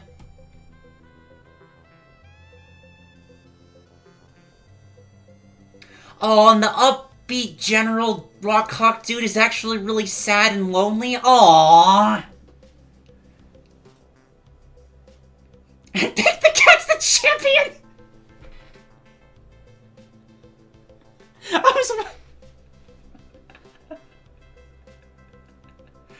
was wondering when I was gonna show up. That's probably the last place I would have expected. Just imagine going through the Coliseum in, like, Kingdom Hearts, but instead of Sephiroth waiting at the end, it's fucking Big the Cat. That's great.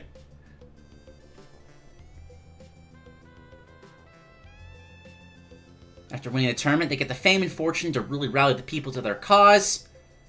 Thunderbird has a one-on-one match. Kind of breaks him. But as he sees Team Rose trying to save lives, realizes there's some good in the world, and agrees to work with him. So he finds... By God, it's Big the Cat with a steel chair! That's cute. Alright, so now they've got a foothold in this kingdom, so you can now start working out of it. Go for the factory, so you can no longer have access to the clay technology. This is where the Sphinx character is going to be. I assume.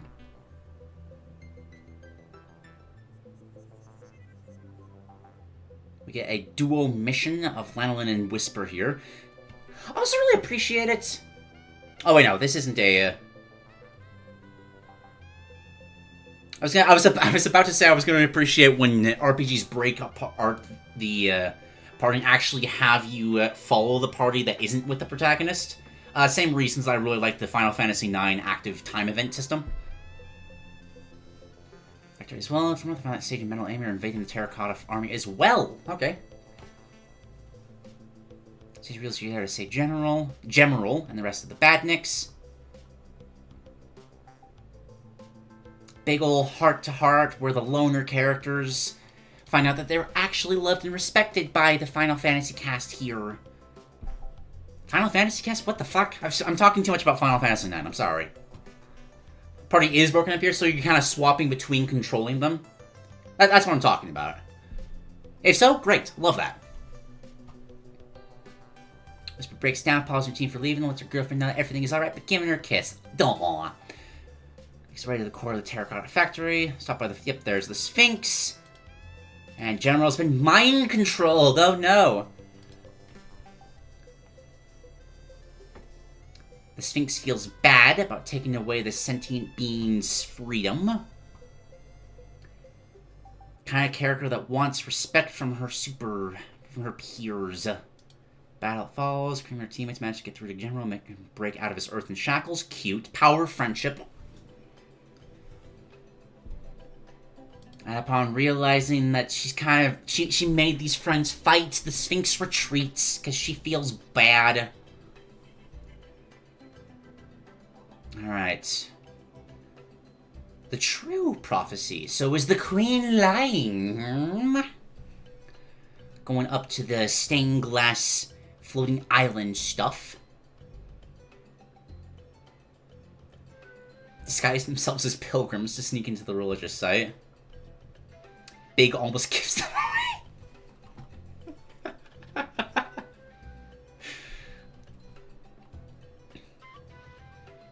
Trying to do like a religious chant and he can't remember all the words.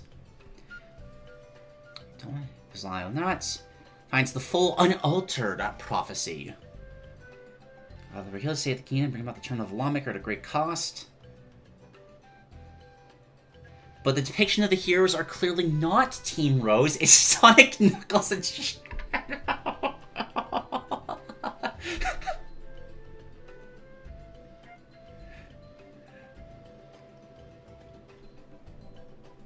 As far as that steals herself and rouses the rest of her team. After all, it does not matter if some idiotic prophecy said they were not heroes. Their actions prove that they were. Someone disagrees with this notion. Frenzy. She tests...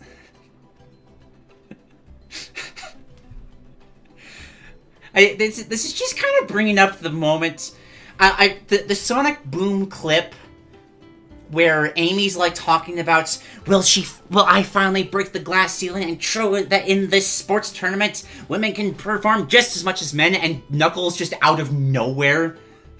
So he's like, hey, just, you're doing good, girl. Don't make a big deal about it. You're already doing good. You're already the heroes. Keep fighting forward. Exactly, Knuckles is a feminist. It's she and Crush that tapped us frenzy, and the religion is useful tool to keep people in line. It doesn't need to do that.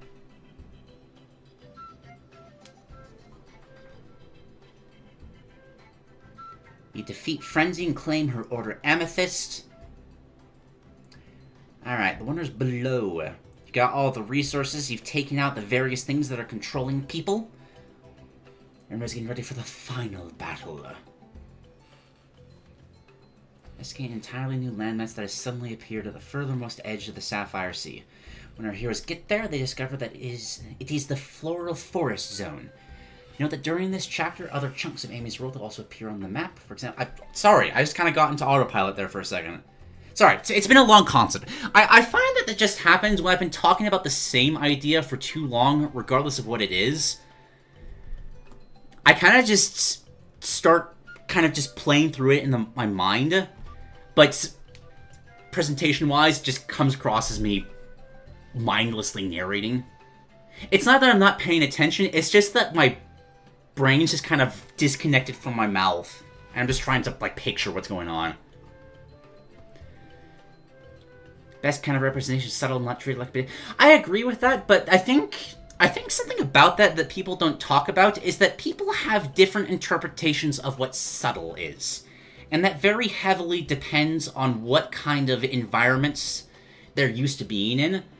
Like, what is subtle in terms of, like, say, a small town in the middle of nowhere is very different towards, like, what is subtle in terms of, like, a pretty progressive Discord server. Kind of one of those things where you want to kind of think about who is the audience I want to reach with this? What is the audience I'm trying to normalize this with? And then kind of trying to design from that perspective.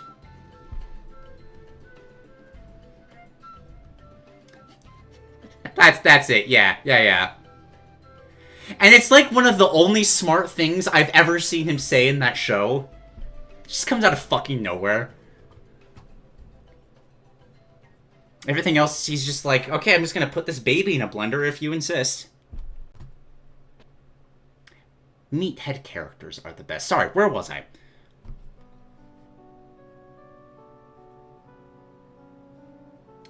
Continuing with... This is Toby Fox, right? This is Deltarune? Yeah! Great music.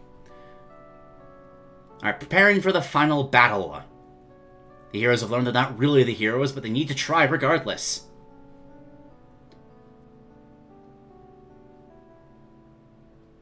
Enter new land has suddenly appeared. It's actually Amy's world that has suddenly magically appeared on the continent. Interesting. Preem rushes to her mom. Here's in front of that they lead to some use of their cause, including information about the interdimensional issues. Gotta go to the graveyard to figure out what the heck is going on. Hot take, Boom Knuckles is the most consistently great the character has ever been.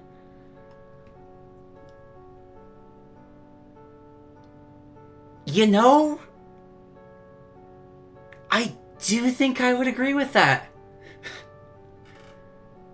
It's kind of a low bar because Knuckles has been... I wouldn't call him a bad character, but he's a very, very, very simple character in almost all of his appearances. But no, yeah, Boom Knuckles is just kind of fantastic. Alright, go on their way through the graveyard, finding the ageless vessel, strange alien machinery. They find what appears to be an alien, resembling the ancients of Sonic Frontiers, but made of a different element. Last member of an ancient group of scientists. So we're starting to get to, like, the big picture of the RPG. We're starting to get into, like, cosmic... There's some grand energy, some grand force that's actually pulling all the strings. An unstoppable interdimensional parasite. What is this theme? Why is...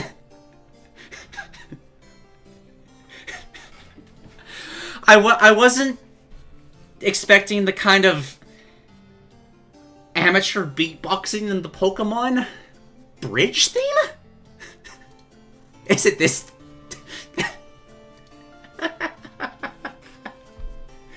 oh yeah, Movie Knuckles is pretty good too. Yeah.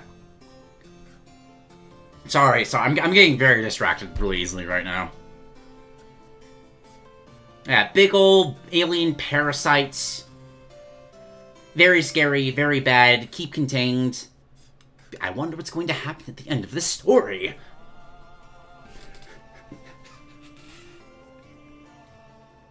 What is this theme?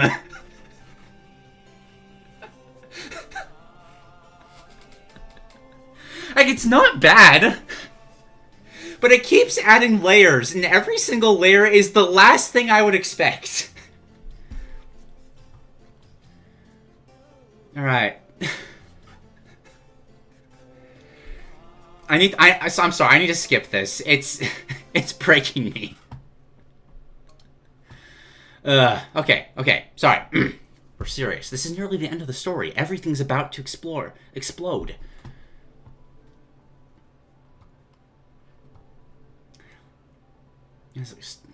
Mom wants Cream to stop fighting, but we gotta save the world. We gotta become true heroes. Alien offers to test this theory with a one-on battle with Cream, which the rabbit wins. Mother realizes her daughter's grown strong and lets her go. Sorry, Baki. I was not going to be able to narrate while that theme was playing. Alright, time for the definitely final boss, as we go to deal with the generals and the queen. Split up into two groups as they attack in various directions. Amy and Metal Amy get their final showdown. Sage and a robotic army show up to add a third party. Here, I'll tell you what. We'll go back to that song once we get to the end and I start giving final thoughts. Is that a good middle ground? Queen's having an emergency meeting with her generals of order. At this point, the Thunderbird decides to betray the rest of her peers. She's taking down the rest of them at the cost of Forge's life. No, she seems sad. One final battle with the super boss that beat you before. And Snow deals the final blow. That's cute. Has Team Rose eventually... This is a very good song. Fight up against the Queen. She has her divine right to do whatever she wants. Sacrifices her soul. And, oh no, the huge cosmic entity has been released. God damn it.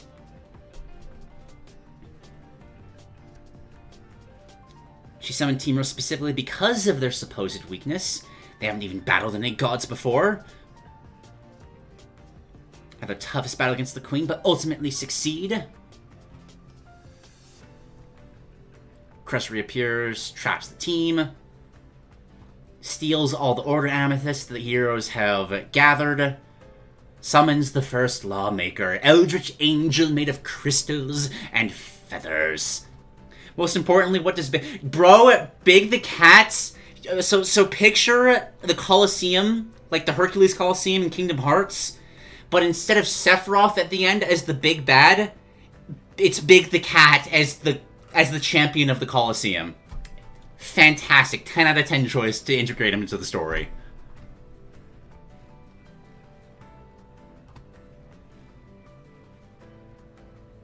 The god refuses to fulfill the Queen's wishes. Who could have seen that coming? It erases the Queen from existence and decides to destroy the world, and with a snap of its fingers, the game crashes! Love that. You reload the save, you're in the world of nothing. An endless void. Everything lacks color and heart. You have to fight the god, has complete control over reality. This is an RPG after all, you gotta be able to smash them through planets and stars. Ultimate attack even sends you to another universe only to destroy it. God damn! You do seem to beat it, but you only beat its physical form. It's toying with the group, changing the code of the game itself, messing with the UI, changing the art style. Fun. Mocks Amy, telling her that she is no hero. She admits it's right, she is not one. She hears the encouragement of her friends, and with the power of friendship transforms into her own version of a super, the all...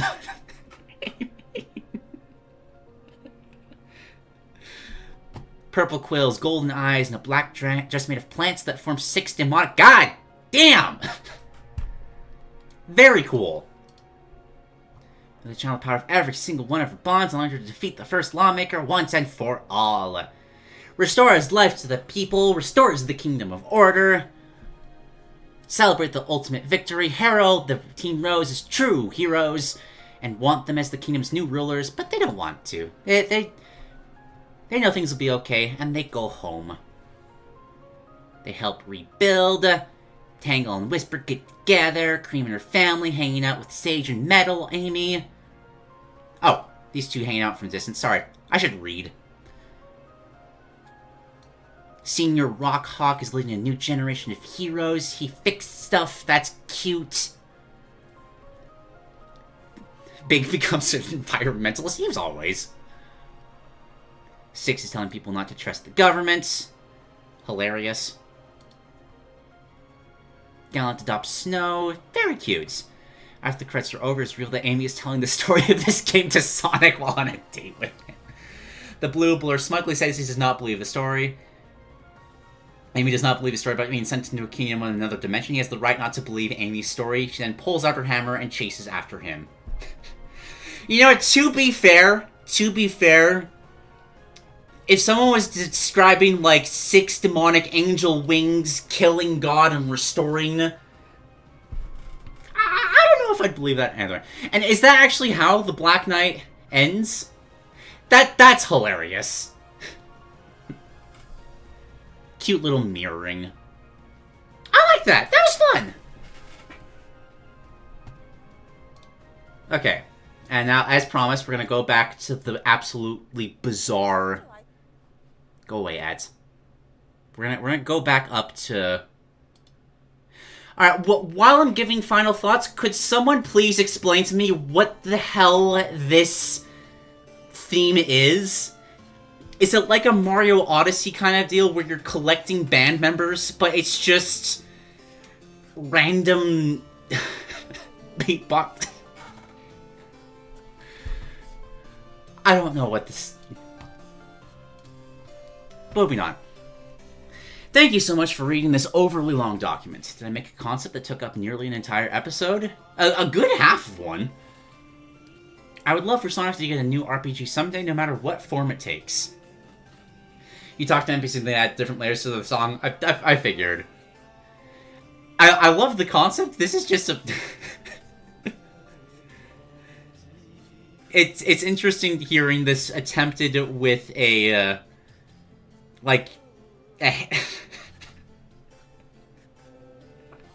I'm sorry, it's the oh. That specific bit just kills me. A new RPG, no matter what form it takes. Working on an Amy-focused RPG gave me a new appreciation for Amy, who I really wasn't that huge of a fan of before writing this document, and allowed me to highlight some more obscure but amazing characters. Thanks again for reading, and until we meet again, sayonara. Tired to have unfinished ideas for this game. Focus on Sonic. Fun. Give him a jacket if you're gonna RPG him. No pants, because of course not. This is the first example of Pokemon voice acting. Is it the only example of Pokemon voice acting? I can't think of anything else.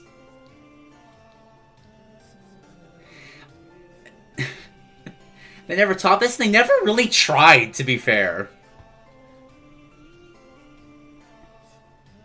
Ah, Pokemon. That's true. Yeah. That's true. But, like, mainline game stuff.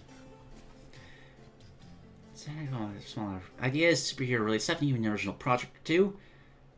Probably just released that Marvel vs. Cap. The context of this has changed tremendously. But yeah, this was fun. Very, very tropey, but that's not a bad thing. Sometimes, like, tropes exist because they're reliable, they're solid. And it makes for a good staging ground to explore characters that haven't been explored before. Just kind of seeing where they fit in a traditional RPG story and fleshing them out further. I really liked this. There's a lot of stuff to give feedback. I'm just going to give a couple of, like, particular highlights. There were a lot of aspects of the gameplay I really loved. I liked how every character kind of had a mix of offensive and supportive abilities. Really fits the kind of power of friendship theme. Environment designs felt very consistent with like a world building vision. It's a very underrated thing. I don't really like gaming worlds that are very, very sectioned off of, okay, you're in a desert right now, and then just hard cuts. There's suddenly an ice world after that. That's always kind of driven me nuts. This feels like an actual world, which I really appreciate. Story was cute. Kind of just skimmed through it, but hit all the beats that I would have wanted from just kind of, okay, all of the characters get together. Like, power of friendship builds them up into being better versions of themselves. Very adorable. Big the Cat as the champion of a coliseum was just, so good. So good. I will admit, I do wish there were a little more of the other Sonic like the classic Sonic characters in some way. Like, not a focus on them, but it feels like the hard divide is sharp enough that it feels kind of weird that these characters aren't around at all. Because these characters are important to the relationships between these characters. And maybe that would be explored in, like, dialogue. But, like, in a similar way that it kind of just feels weird. Like, imagine Luigi's Mansion just never mentioned Mario at all. That's kind of where that feeling is at. There's alternate versions and stuff. Oh, okay. So long as there's something there.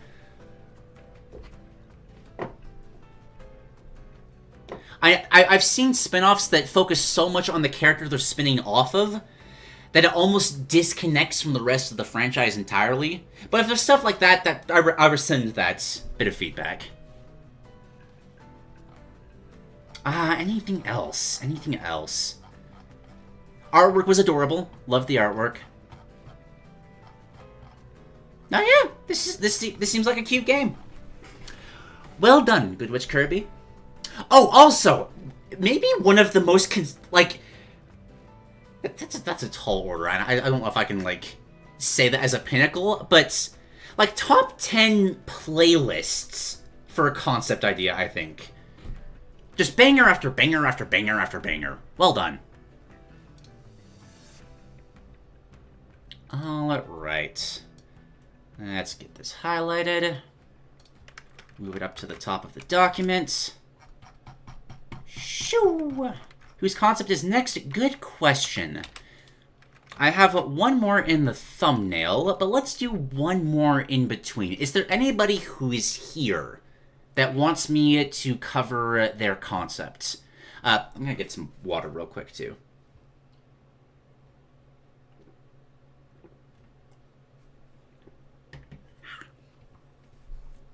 Is that one edit's pretty short? Sure! Yep. See you right there. Boop. Let's accept that so I can copy and paste it properly. I don't see a playlist. Are you cool with just staying on Good Witch Kirby's playlist? It's been very, very, very solid. Copy, paste. Firing on all cylinders. A brief summary of an idea that me and my brother had while playing Mario Kart World. Oh, okay. Oh, I see it. Yeah.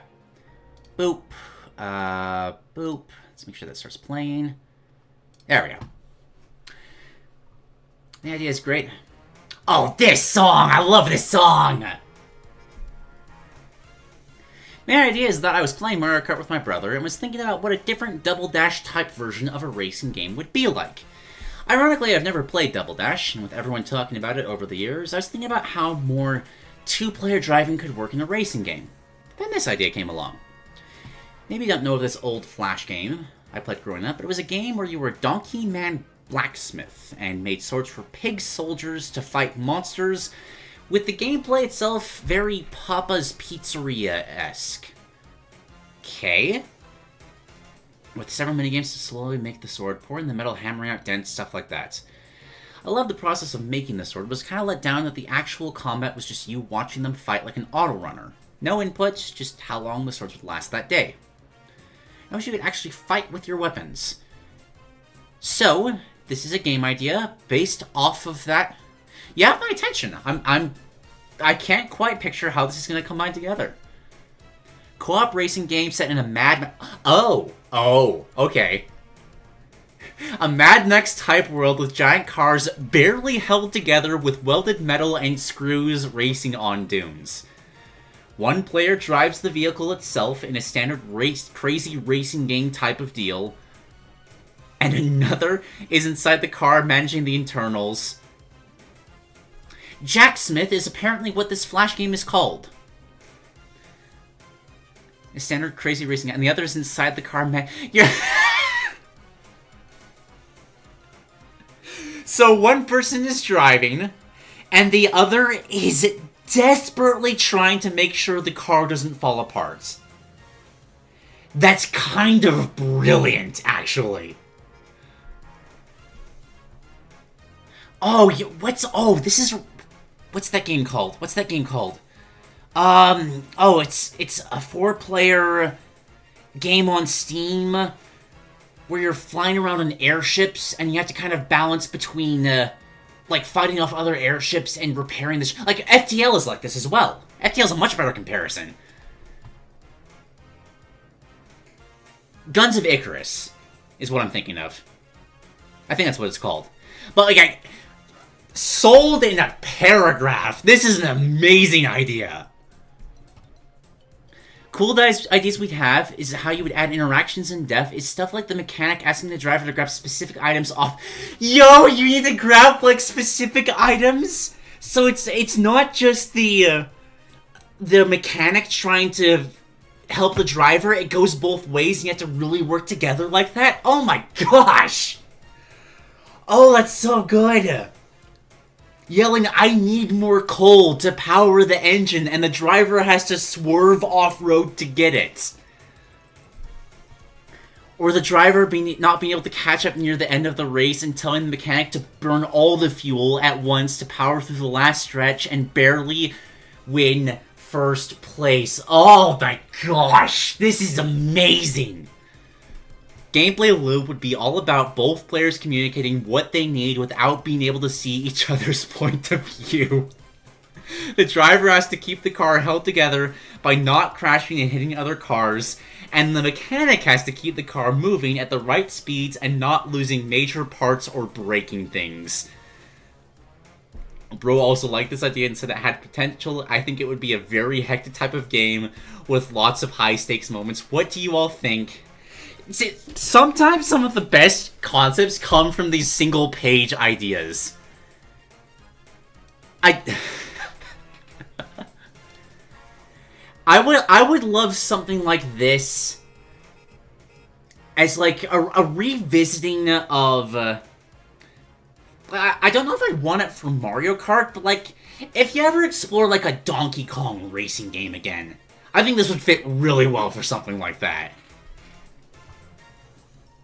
Or just an entirely new IP. I think the core concept here is fun enough on its own that you could really get away with some crazy hijinks that would carry without any brand recognition. Yeah, it sounds like Portal co-op levels of shenanigans. I love the idea. I love the decision to make it so that you can't see each other's perspectives. It really heavily forces you to work together. Oh, F-Zero! Oh, ooh. F-Zero might be too fast-paced. Like, I don't think you can have moments like, oh, you need to grab some coal for me, just because you're hurtling around at thousands of miles per hour. Talked more about the world itself, and we figured gnomes running the cars and yelling with British accents.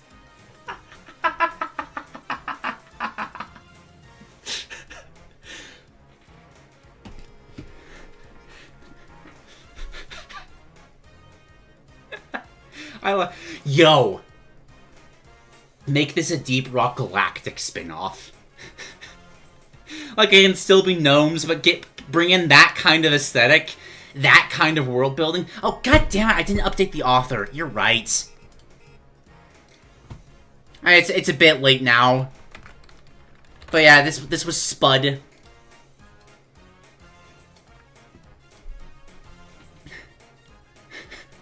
Oi, Schmeblock, I need some body coal here! Yeah, the only bit of feedback I would throw out is that I just want to see this expanded further. I think this is a brilliant idea that I would love to play. Thank you for the Shadow Drop submission, Spud. That was very, very cool.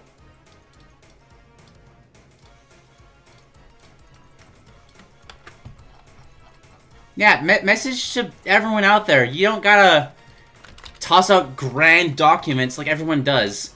Oh, those are very, very, very cool. Sometimes you just gotta have an idea, toss it out, and you just get little gems like that. Okay. How long have we been going? We got some time. Let's grab the other one in the thumbnail. Make sure we get this out of the way. Yeah, exactly. You know, something is good when the feedback is more. Could another concept be looked at before the second thumbnail thing? Let's do the second thumbnail first, and if there's time afterwards, we'll do one more. Alright, I assume, yep, there's exactly one theme music that can go with this. Let's talk about the Radiance. Alright, and I will remember. Change it. Sorry, Spud, for only putting your authorship for, like, 2 minutes there. But when, I'm sure Potato's going to toss me timestamps within, like, 30 minutes of this ending. And it'll be properly credited there. Okay. We got ourselves a moveset for the Radiance in Hollow Knight. Hello, everyone. If you're reading this, first of all, thank you for doing so. It's been a while since we did one of these. So much so, during that time, I've become vampiric. The Lucario has gotten a ghost typing. Oh, no. Don't worry, I don't drink blood. I drink your aura. Honestly, I think I would prefer the blood. Drinking aura just sounds kind of like sucking the soul out of you. Second of all, this moveset was originally made for a moveset contest called Moveset Meltdown, and this round theme was holy, meaning all manner of gods were for the taking. For me, I decided to go with the Radiance, the goddess of light from the hit 2017 indie game Hollow Knight.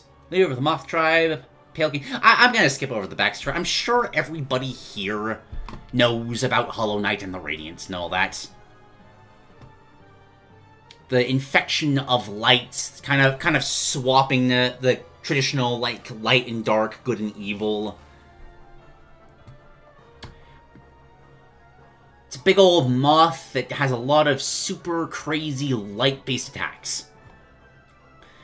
Playstyle. Radiance is a zoner with amazing stage presence control that must be respected. Large attacks, projectile options. You never want to stay in one place fighting this thing. She's also a very large target, easy to juggle, lacking out of shield options, and heavy reliance of projectiles. Meaning those with good anti-projectiles or zone-breaking tools will make her struggle. Becomes the tallest fighter, helped by the fact that she floats off the ground. 3 jumps, pretty heavy. Not particularly fast, comparable to the Belmonts.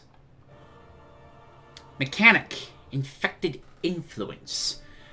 When dealing attack, creates infection stacks upon attacking. If she puts enough of those stacks, she gets a new level of power, with her abilities changing based on the stacks. Kind of... Ooh, okay. So kind of building off the dream fights. The more the battles go on, the stronger the Radiance becomes. Infecting further and further influence as she gains more control over them. Okay, fun. How can you stop this? By fighting back. If you hit the Radiance, you will lose infection stacks. Okay, so kind of a tug of war with this character-specific mechanic. Some stronger moves will put multiple stacks, and the reverse is true for opponents. There are visual indicators of how many stacks you have. And if in a battle with multiple opponents, all affection stacks will count towards the same level up. Interesting. I would throw out here... Well, maybe that would balance out. I was going to say that you might want to increase how many stacks you need to get a level up in multiplayer battles, but maybe the fact that you're also getting hit more would even that out. Alright, Radiance also has a meter that fills up when an infection stack is put... Okay, yeah. Alright, like the other moveset things we're going to do, I'm not going to read everything, I'm just going to try to get vibes. Jab is a wing swipe. Cool trail of light visual indicators. Becomes a rapid jab with a bit of after the first level up. Dash attack, flies forward while covered in light. Just simple, like, body bump. Move forward. Side tilt, swing, just another swing, creating a wave of light. Gets fired a short distance with a bit of influence. I'm gonna call this infection instead. Just because it's more, it's easier to point out as a status ailment. Up tilt summons one of the swords in the boss battle and swings it upward. Down tilt, same thing with downward stab. Side smash, very similar to Palutena's. Obvious reasons, it's got big wings. This also creates an explosion that becomes bigger with 2 levels of infection. Up smash sends a beam of light that shoots straight upward with great range, very similar to Palutena's up smash. Level 3, it will move slightly in the direction that she is facing. Down smash slams the wings on the ground, again very easy to compare to Palutena. Neutral air, light energy around the Radiance, makes sense. Forward air, swings a sword, fits with the battle. Back air, sword stabs behind her, gains tipper mechanics with 2 levels of infection. Up air creates the explosion above her, cool. Down air summons a sword that stamps it downward. This move can spike. Does not seem to be a stall and fall. It's just like the boss fight, send sword down. Telekinetic grabs, fires them away with light and telekinesis, as you would expect. Up throw summons a sword to stab them upwards, and down throw slams them into the ground. Special moves, neutral special.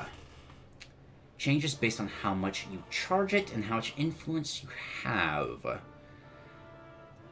Kirby-sized, sun-like orb. Within a certain distance, it will have homing... Oh, okay. It's the, kind of summons 1, 2, 3 projectiles that home in on the knights throughout the battle. Charge increases size and damage, but loses homing properties. Level 2, you can have 2 orbs out. But you can't have 2 charged orbs out.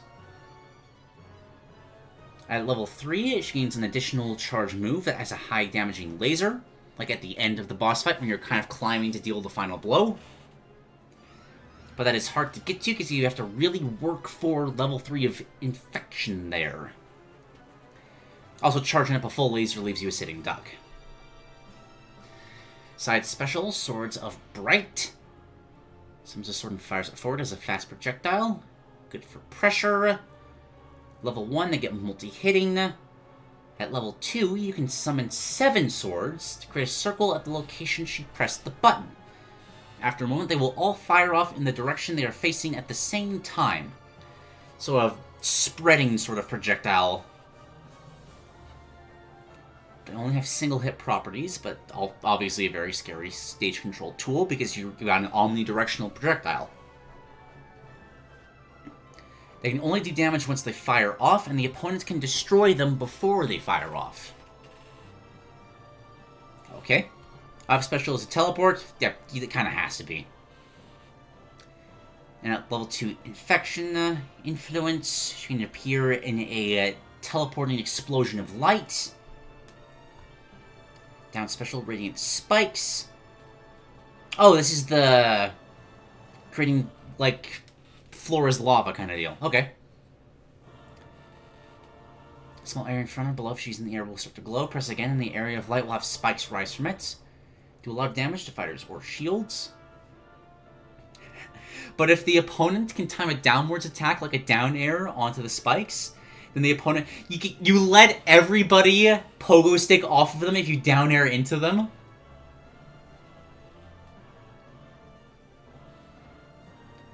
The opponent we sent flying will have control of their character. That's pretty great.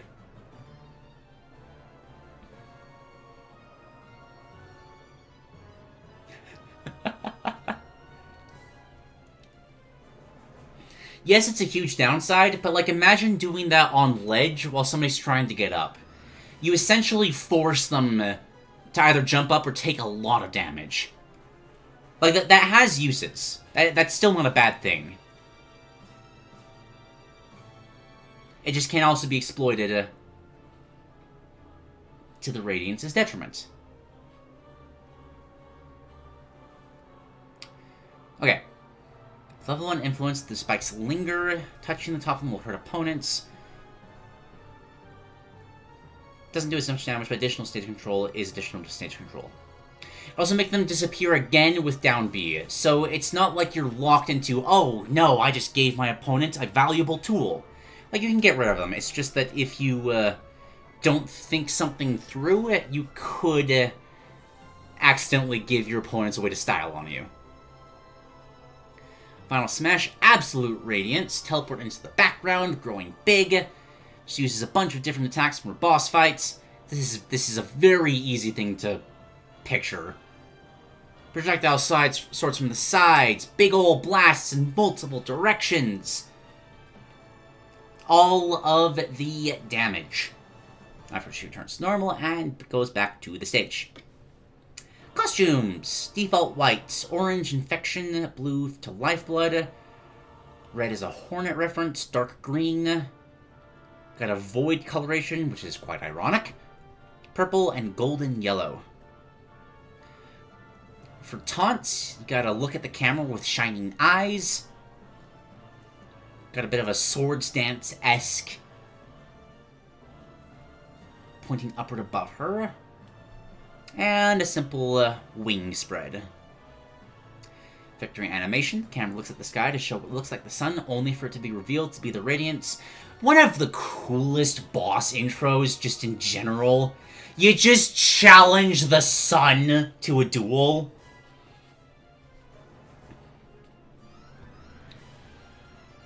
2, releases a large amount of physical infection. And for 3, you have a bunch of infected versions of opponents kneel down to the statue of the Radiance. One of the most let's fucking do this moments of it. Yeah! It's very cool. Thank you for reading this concept. I'm happy to share my idea for a character most would say would just be a boss. Hope you all have a good day, and take care, everyone.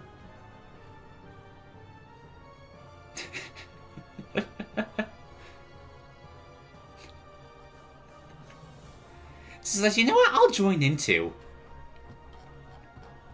Yeah, I think you translated this pretty well.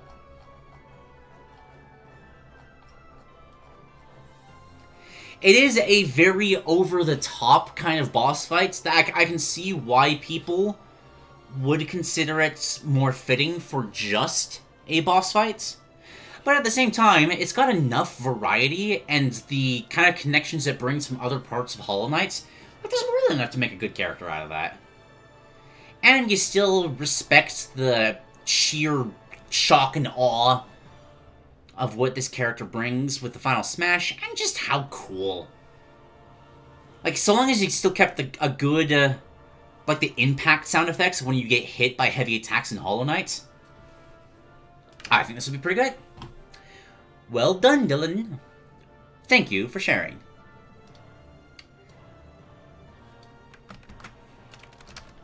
Alright. We've knocked out another page of stuff. We're making our way through this. How many have we done so far? About 2 pages. Well, 2 pages in Heavenly Havoc.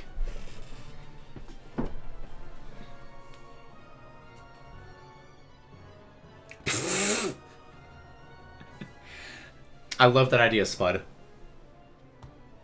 That is absolutely hilarious. Okay, is there anybody else that's here currently that wants their idea covered? I think I've got time for one more. Otherwise, I'm just going to pick one at random. Let me get some water while I'm waiting for people to respond to that.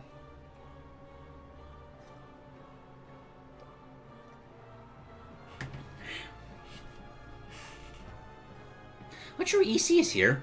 Excuse me. EC, want to do yours? Start checking a couple of the other ones of these. This one I keep passing. The concept alone. Why not? Okay, perfect. Then we shall do as such. Which is... we're going back to Heavenly Havoc with a Ronald McDonald moveset. With you and Owen is her. Sure.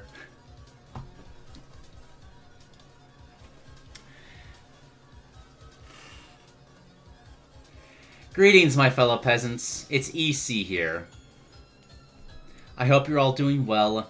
I'm not gonna bother building up to this concept. You've seen the title. You've seen the project it's for, so I feel unnecessary to go through. Before we begin... Such a funny song for McDonald. I haven't heard this in so long. God damn, this is a good music. Before we begin, I'd like to give you a proper warning that this concept is split up into tabs, as seen on the left side of the document. Chances are you probably know about the tab feature. I'm just giving you a okay. Yep. We have Mr. McDonald himself.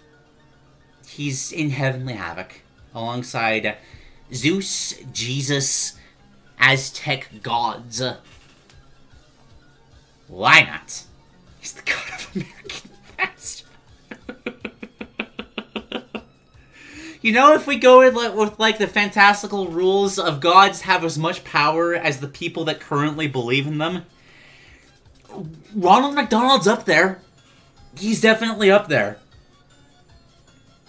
Alright. Myth summary, sure. Ronald McDonald is the hamburger-happy mascot of the McDonald's brand. Ever since his debut in the 60s, this clown has made his mark as the face of the franchise, advertising the joint by going on wacky adventures with his friends as well as kids all over the world. That being said, there's another side to this story.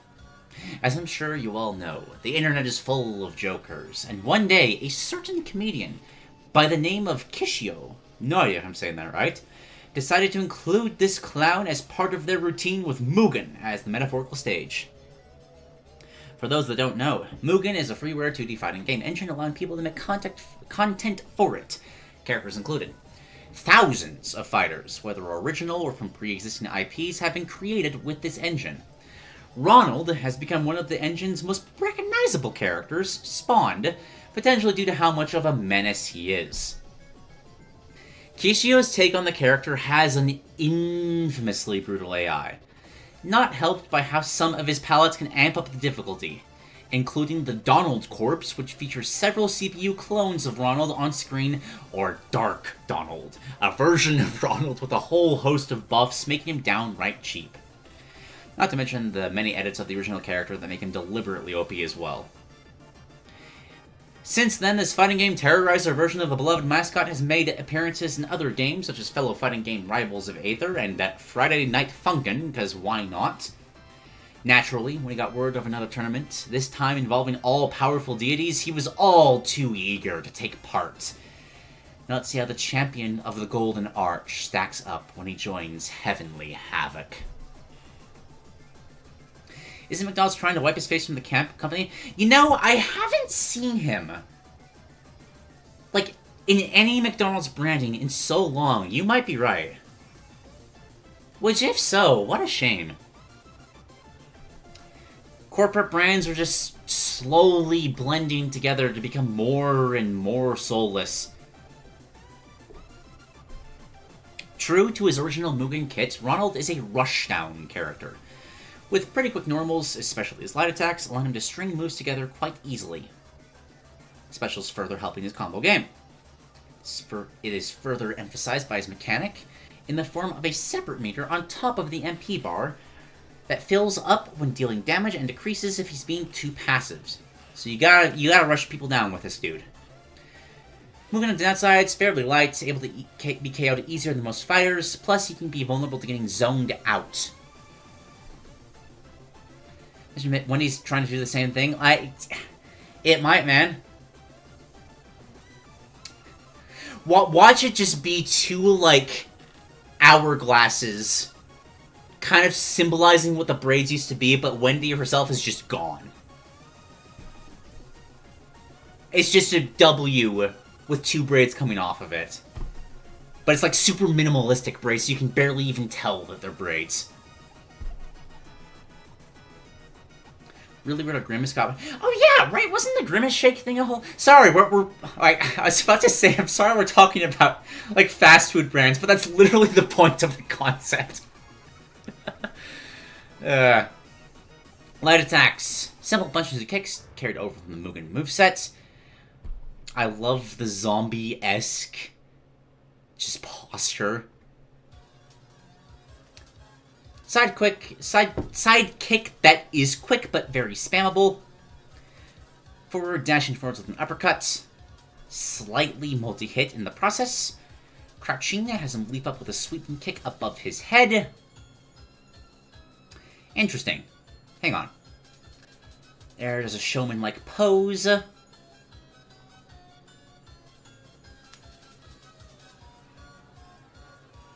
And descending is an axe kick.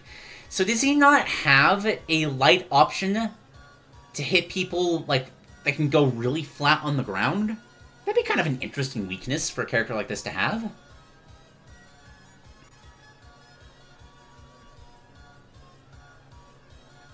Pretty tasty for a McDonald's milkshake. That's a pretty low bar.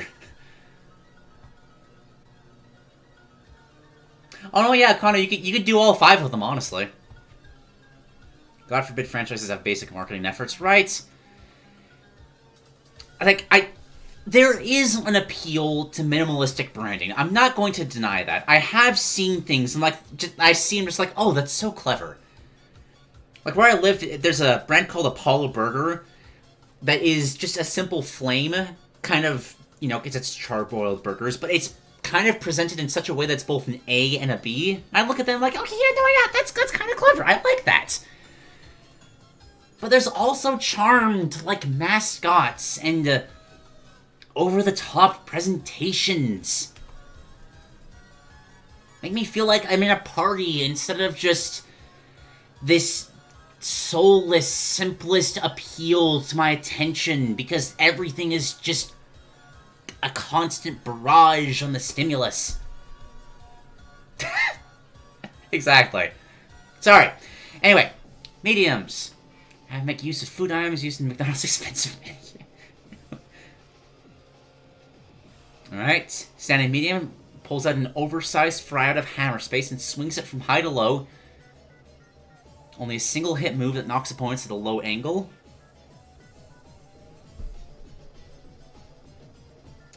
Forward, like its light counterpart. Forward medium is also a burst option. Dashes forward using an oversized hammer as a makeshift shield.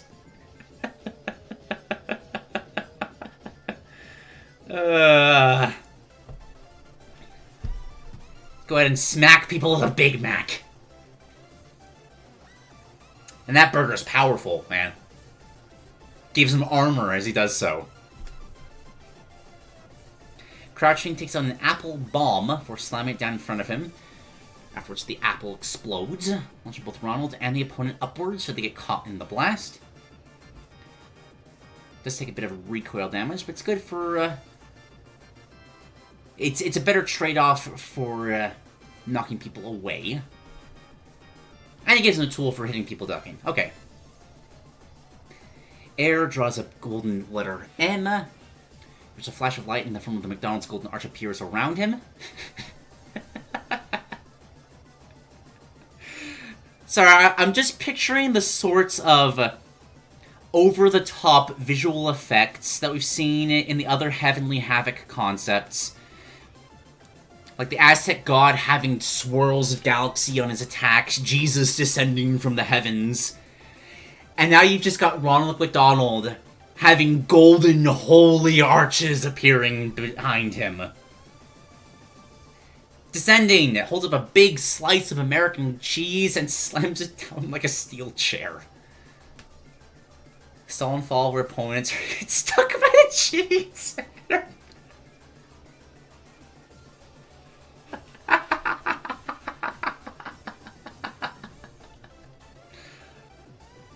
If you've ever seen, like, short little clips of just people smacking cheese down on, like, pets or babies and stuff, I'm just picturing that, but a more extensive... Like, picture Zeus just having cheese smacked down on him.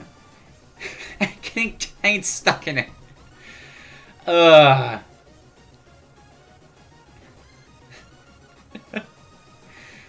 Jesus descending down with a choir of holy angels, and just cheese. This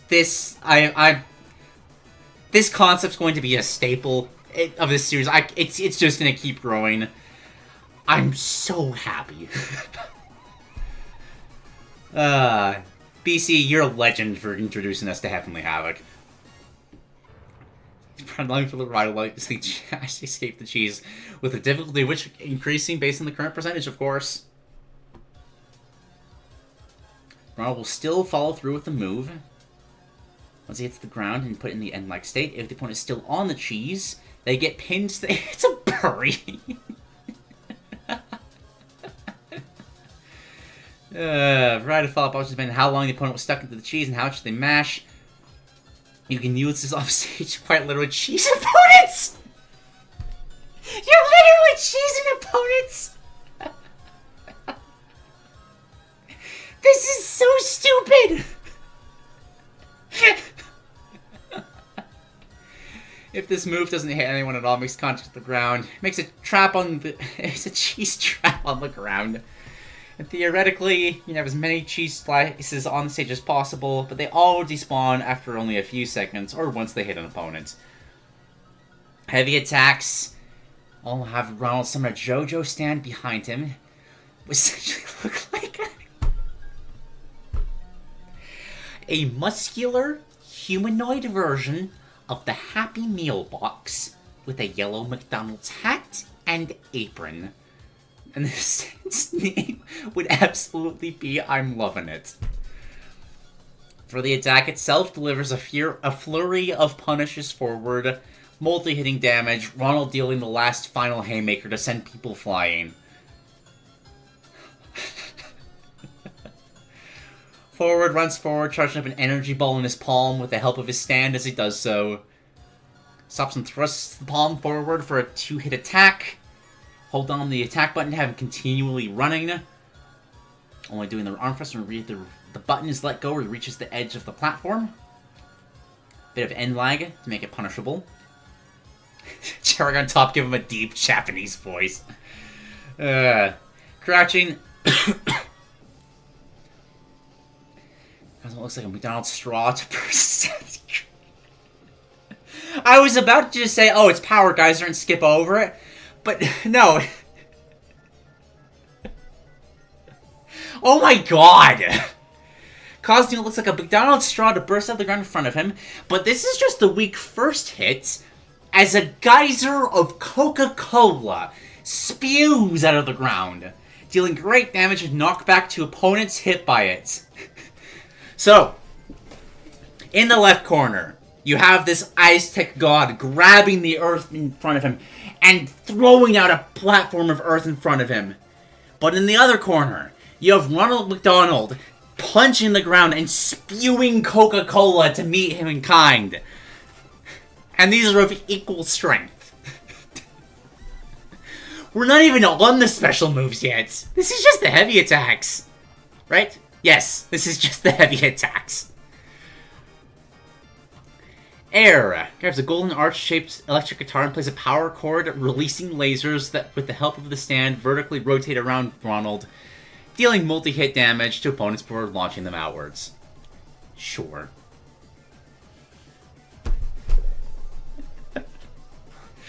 Ronald in his stand for the descending special, descending heavy, form a swirl of soft serve ice cream that they proceed... I haven't finished reading. If this is somehow broken, because the ice cream machine is always broken, 12 out of 10. They proceed to make use as a makeshift drill, diving directly downwards. This will drag opponents with it, taking multi-hitting damage. If used off stage, it will most likely result in SD. If you hit the ground, the opponent will just be launched up and away. If you use the descending special at a high enough altitude, Ronald will actually be able to break through the ground he lands on, destroying soft platforms and digging a hole through hard platforms, ending the move afterwards. Okay. This deals big damage and knock back to opponents caught on the end of the drill as they're spiked through the platform. Keep in mind that Ronald will also go through the platform, so this does mean he can potentially SD if he digs straight through the stage.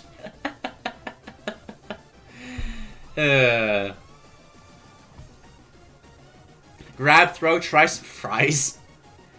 In terms of animation, instead of outright grabbing the opponents, instead hands them a box of french fries as a peace offering. The opponent will take the fries, only for the fry kids to appear from behind the opponent and wail on them. Gobbling up the fries before running away and launching the opponent as Ronald looks at the camera with a shrug as if to say, well, I tried. Just handing the deity some sustenance to break their fast, and they just get mobbed. Conversion attack, I have an idea. Based on his taunt from Rivals of Aether, Rival pulls out a book and reads from it, uttering the phrase the move is named after. If he gets attacked while he says the line, be it melee, disjoint, or projectile, he teleports behind the opponents, of course he does. JoJo Menace symbols appear near him, and putting the opponent in a brief stun state. Not only is this a fantastic combo starter, but also grants him a sizable amount of MP. If the counter doesn't activate, the move has quite a bit of end lag as he puts the book away. Now that's all well and good, but there's another aspect of the conversion attack I want to cover, and that involves Ronald's special meter I have previously mentioned. See... Sure. Use the conversion attack while this meter is filled completely. Ronald McDonald will perform Dio's Rai pose, shriek included, as he takes on a new form, that being Golden Ronald from Rivals of Aether. Golden Ronald is an upgrade from regular Ronald in every way. The benefits include attack power buff, movement and attack speed buff, specials gain new properties, more jumps, he heals damage, so life steal, gets more maximum MP, his passive MP is significantly sped up, and he becomes heavier when at high percent. Overall, Golden Ronald is a dangerous foe to go up against, so it's in the opponent's best interest to not let his meter get full. It is worth noting that base Ronald loses a chunk of his meter gain if he loses a stock. If he loses a stock as Golden Ronald, he transforms back to base Ronald with his meter gain reset back to 0. With that said, you may be wondering what Golden Ronald's conversion attack is. Well, oh gosh.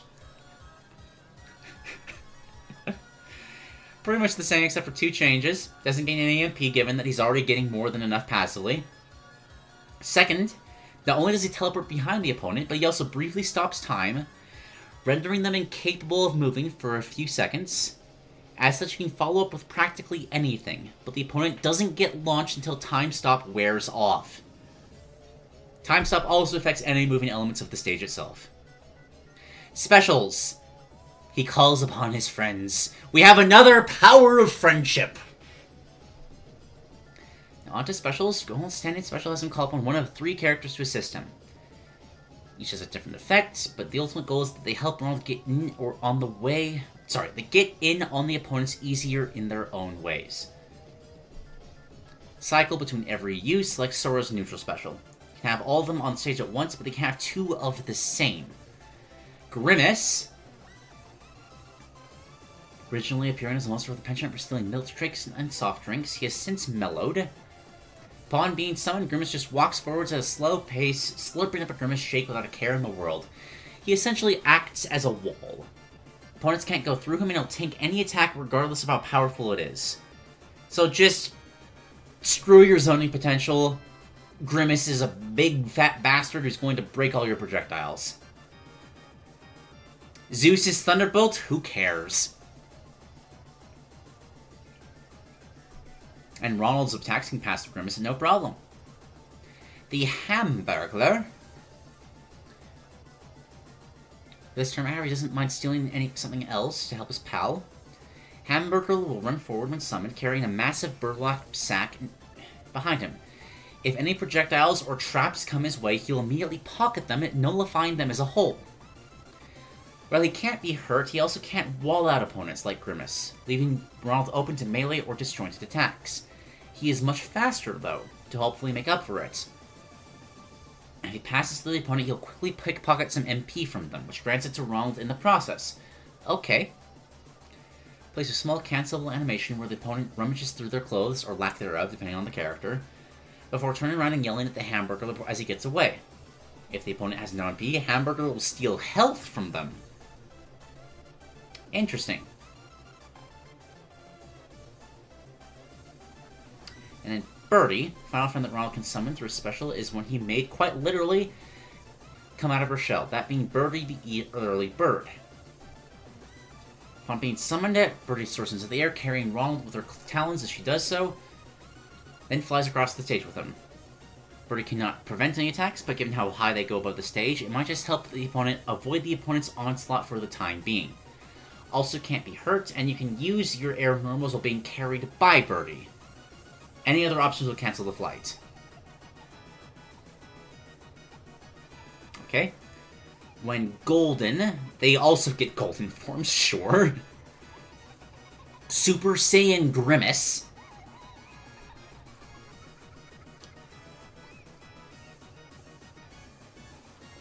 It grows an extra pair of arms, like his original design, with each arm holding a Grimace shake. So stupid. Instead of drinking from them this time, he performs a continuous lariat as the contents of the cup swirl around him, knocking away opponents who get too close and reflecting projectiles. Oh, gosh. Like Grimace, the Hamburger gets a few touch-ups reminiscent of his old design, such as a long nose and gray hair. These steals now grant MP to Ronald proportional to the amount of MP that was used for the projectile in question. So pickpockets from opponents, he'll also steal them as well. He's Nabbit. Constantly draining them as they are stolen. She's just walking up to Ares, like looking full on God of War, probably red effects glowing out of him, and just burlap sack. So it doesn't carry people into the blast zone, but that's still very, very funny. And then Birdie, another reference, giving her an aviator jacket and helmet while sporting a more confident look while she's flying. She will now dive on opponents once the flight is over. Okay. Forward, Condiment Beam. Shoots forward a thin laser. Range of the beam is insane, able to go all the way to the blast zone. Calls you a neutral special, essentially. But it only flinches. Golden Ronald becomes this. Can't angle it. Also able to get into beam struggles?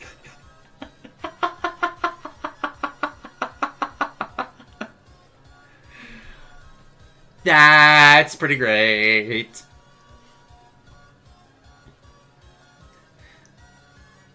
Base form would be yellow or red, implying mustard or ketchup, while Golden Ronald has the condiments swirling together. God! Thank you, Akanu.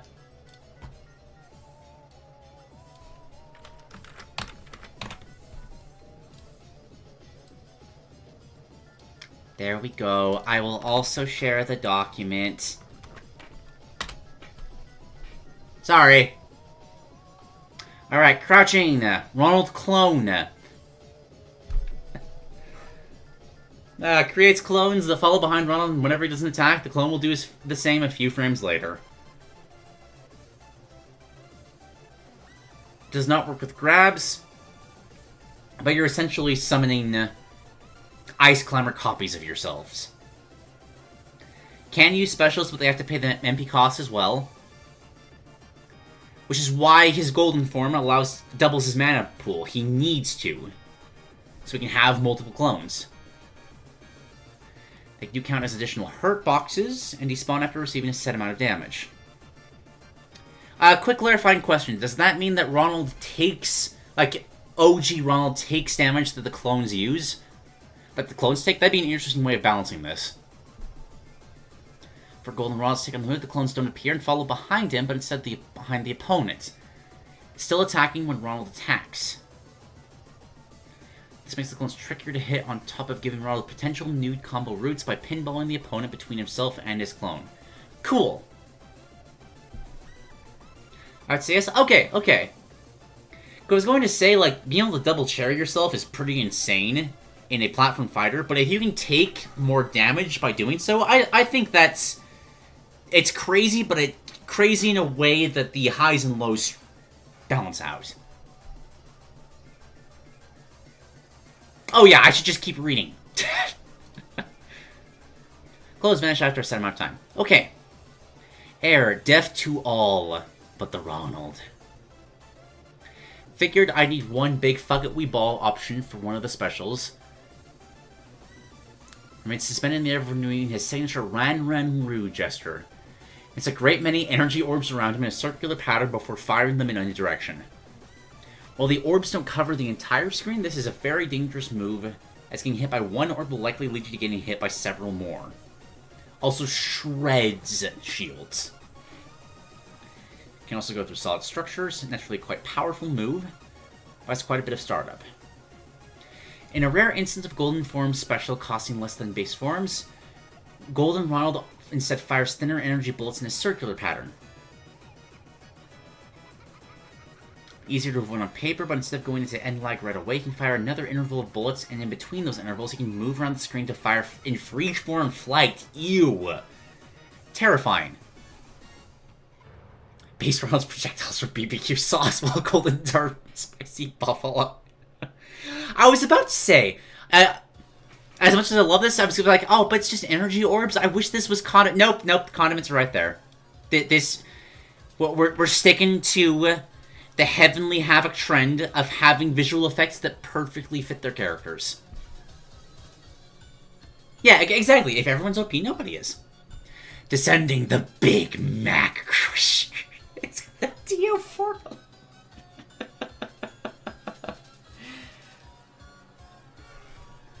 Ronald pulls out an oversized Big Mac before slamming it directly downwards.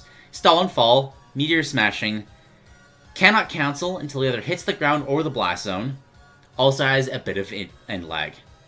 For Golden Ronald, the bottom of the Big Mac is actually a hit grab, where opponents get stuck to it and once they land to the ground. Golden Ronald adds insult to injury by getting on top of the burger and punching down on it, dealing multi-hit damage before launching the opponent with an explosion of buns, beef patties, toppings, and Big Mac sauce. This results in an attack that's even stronger than the base version, the strongest of all of Ronald's moves in terms of knockback as a matter of fact, barely beating out the condiment beam while also being effective for gimping offstage opponents, as unlike the descending medium, you can't mash out of it if you get stuck.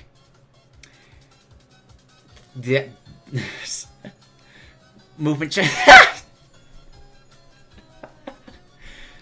Movement specialty goes through a play-place tunnel, because of course he does. No damage to opponents, but Ronald can't take damage either while he's on the other in the tube. Like the meter cost suggests, you can use this move up to 3 times. It's it's just a quick attack as he's going through different slides.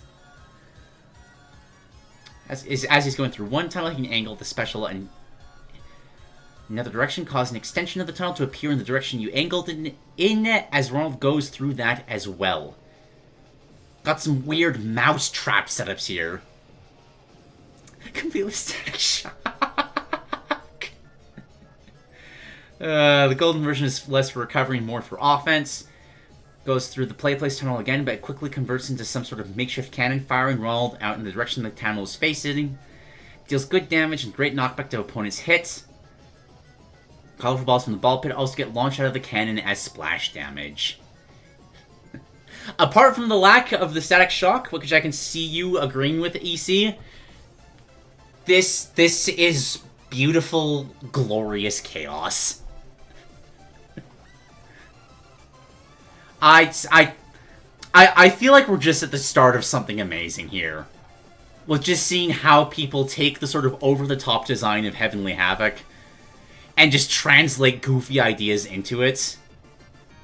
Like, the fucking Coca-Cola geyser.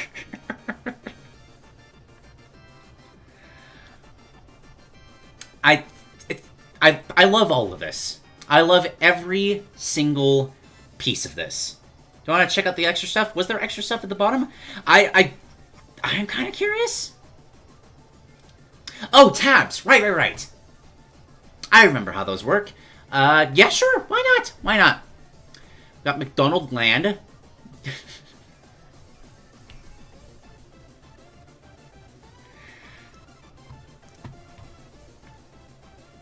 I just want to pull over a picture of the Archangel Gabriel just kind of flying to the top right of this McDonald's.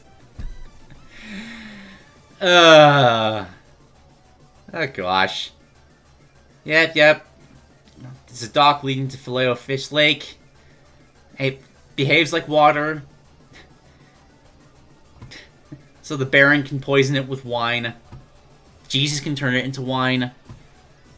Zeus can electrocute it. Got these horrifying apple pie trees. They drop food for healing. Yeah, McDonald's in the center. Got plenty of character cameos in the background.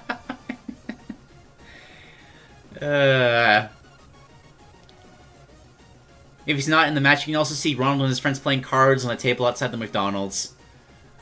No effect on gameplay, they're just there.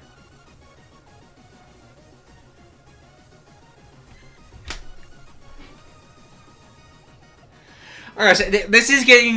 This is actually amazing. Because this is giving us ever so slight teases at other movesets out there. Now, EC, I'm okay with this. I'm going to very, very briefly skim these because I want to see how they're described in Foley. You don't want from us thing? It has a cheeseburger. So apparently, Loki seduces people, and this is what Ronald finds seductive.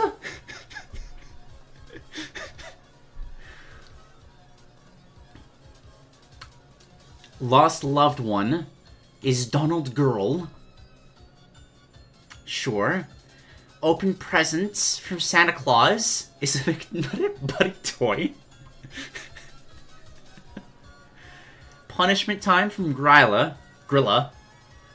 Flips him with a giant spatula as a burger. He's a firefighter! That fits. Odysseus takes Ronald's big red shoes, revealing that Ronald actually has big feet.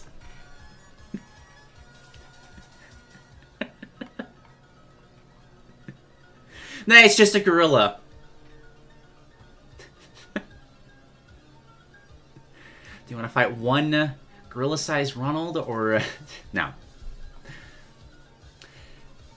Alright, intro. Drives on the stage with the McConvertible. A car in the shape of his shoe. Accidentally time warps, because of course it can time warp. A bunch of McDonald's workers walking on stage doing a musical number. God, and... any fellow fast food workers that have just experienced the absolute soulless nature of just corporate performances like this. Like, you go to a Texas Roadhouse and you just see the employees doing, like, the country jig, and their eyes are just dead. That was a dark period of my life. Ugh.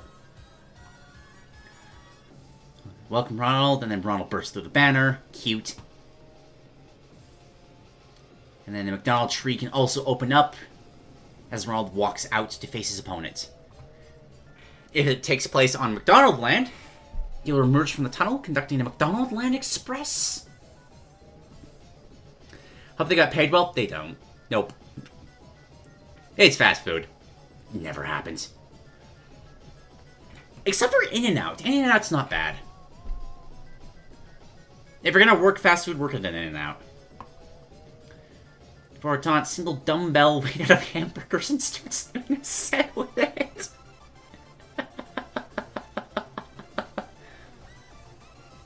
And if he's Golden Ronald, the dumbbell is twice as big. It's a double Big Mac. And he lifts it with a single finger. Back taunt. Oh, here's a ring coming from...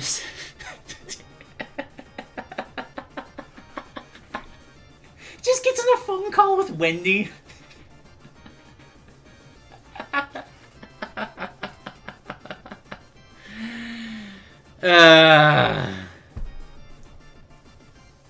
That's great.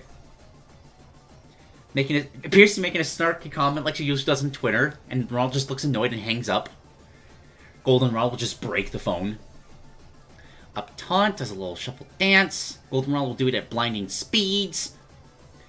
Down taunt, he'll just lounge on a bench.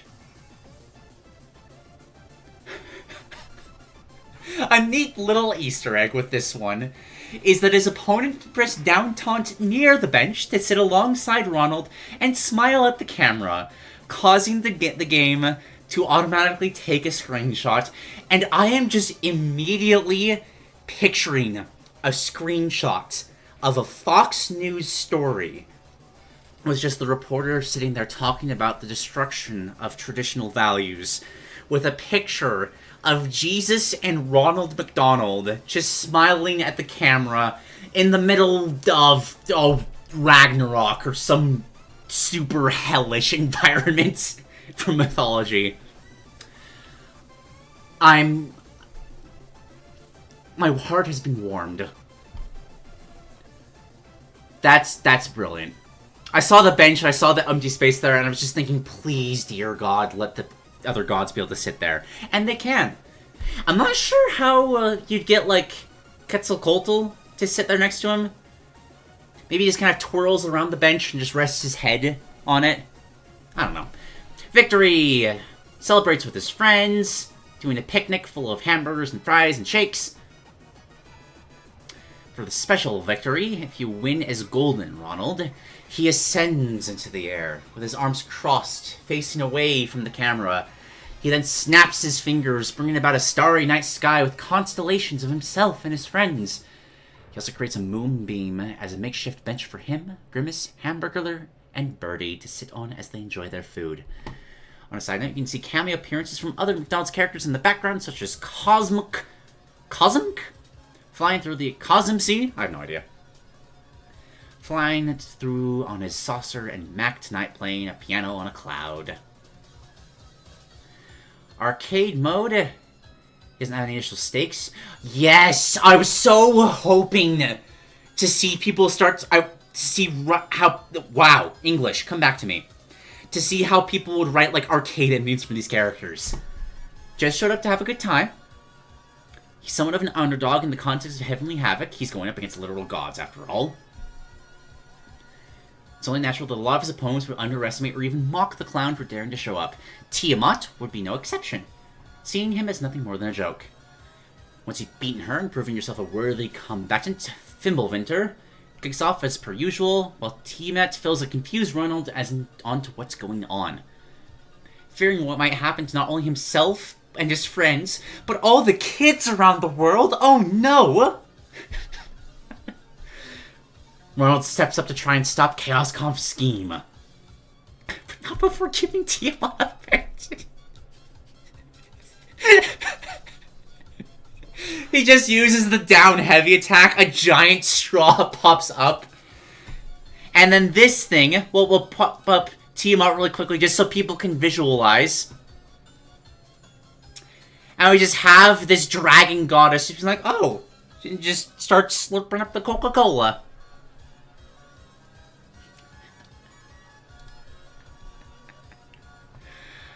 This is the best thing ever. If you choose to side with the humans, the cutscene will show Arthur and Beowulf welcome Ronald into the Resistance, despite both being perplexed by his... just Knights of the Round Table. You've got super serious historical figures. Arthur, Beowulf, maybe toss in the likes of like Aladdin, Robin Hood, and then it's just Ronald sitting right there. You also have a lineal cutscene against famine! Where upon defeating him, he would leave behind Happy Meals for him and the zombies to feast on. This would still play whether you get the secret ending with the Alliance or not, with the Resistance members getting flabbergasted by Ronald's offerings to the enemy. After the bout with famine, Ronald and his friends walk along the staircase to meet the final horseman. As they're making their way up, things get an interesting turn when Ronald steps on something peculiar.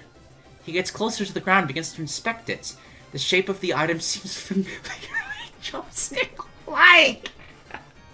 Oh no! Oh no!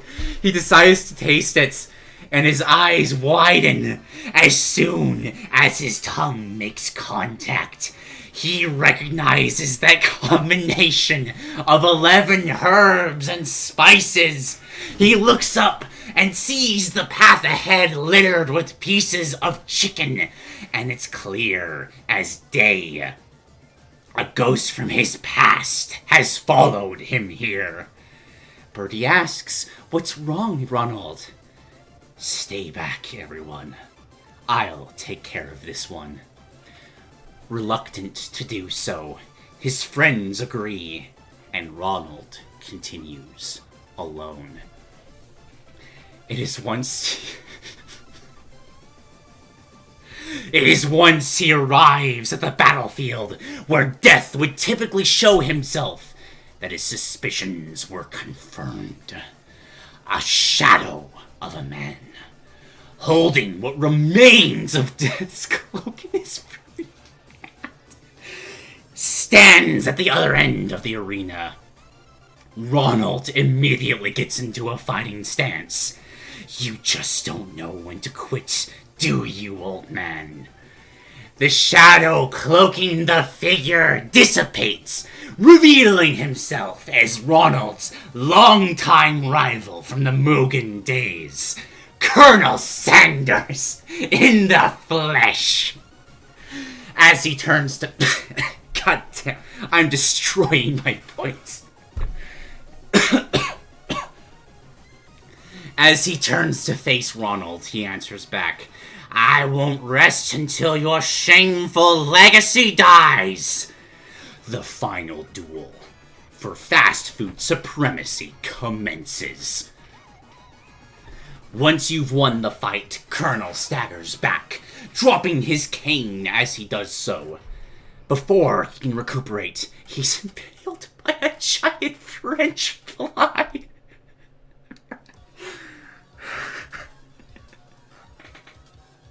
And lifted up by the blade, he impales him Sephiroth style, brings him closer to his face. Come on, Harland. We've been at the same song and dance for years now. Don't you think it's time we moved on to greener pastures? The Colonel coughs up ketchup over my dead body, you damn clown. Careful what you wish for. Ronald then tosses the fry in the air like a javelin, with the Colonel on it before delivering one last fully charged condiment beam to vaporize him once and for all. As he watches on, his friends catch up with him. Are you okay, Ronald? Ronald drops his unusually sinister disposition and returns to his jovial ways when turning to answer Birdie. I'm fine, guys. Just had to take care of a tough customer. Now let's get going. I'm so happy.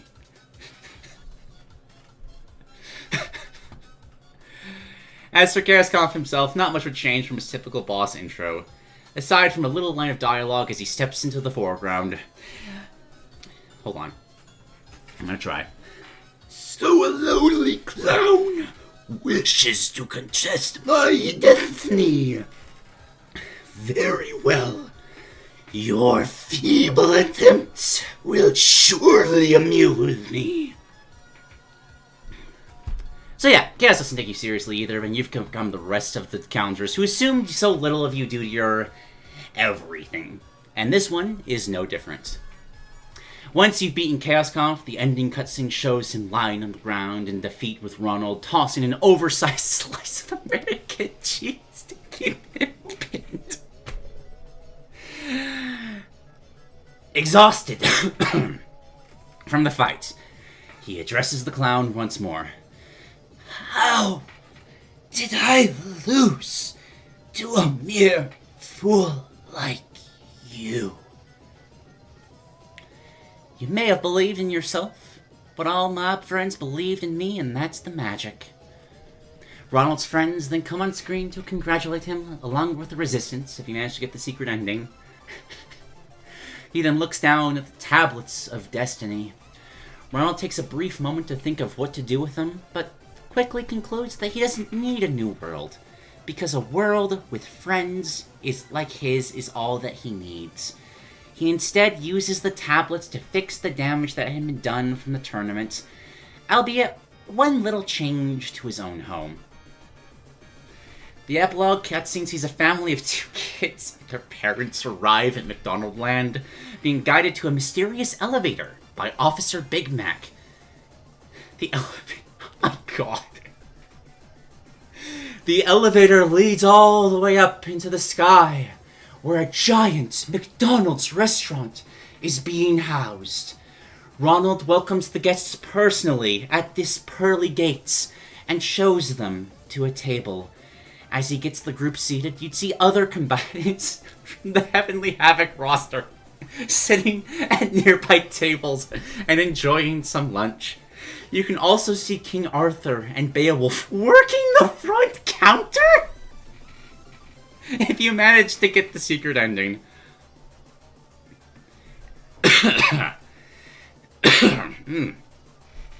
After that, Birdie comes up to Ronald and informs him that something's going on with a new employee, prompting him to go and investigate.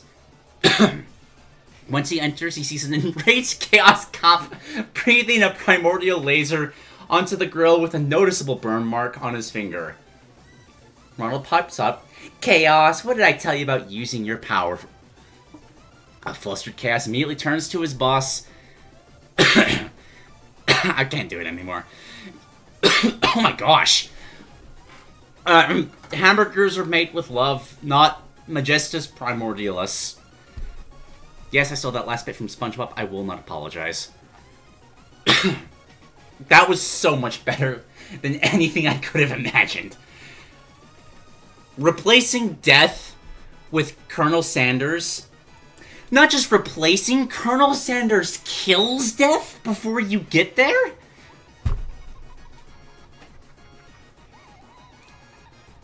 Let me get some water.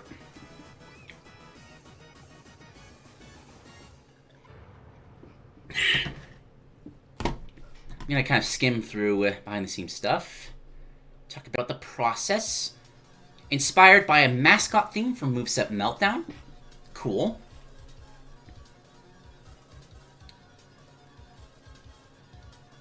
Led to the thought process of Ronald's status in Mugen and the Rivals of Aether Workshop. Thought it was funny to have a humorously godlike depiction. Started getting more invested in the character because it's absolutely hilarious. No, exactly. He's just Ronald's Akuma. Please say... So I know somebody said there's a Sanders moveset as well. Please say it's reversed for Sanders. That'd be amazing. Shout out to Commercial Collections, whose archival efforts not allowed me to do some... Yeah, this would have, like, fast food...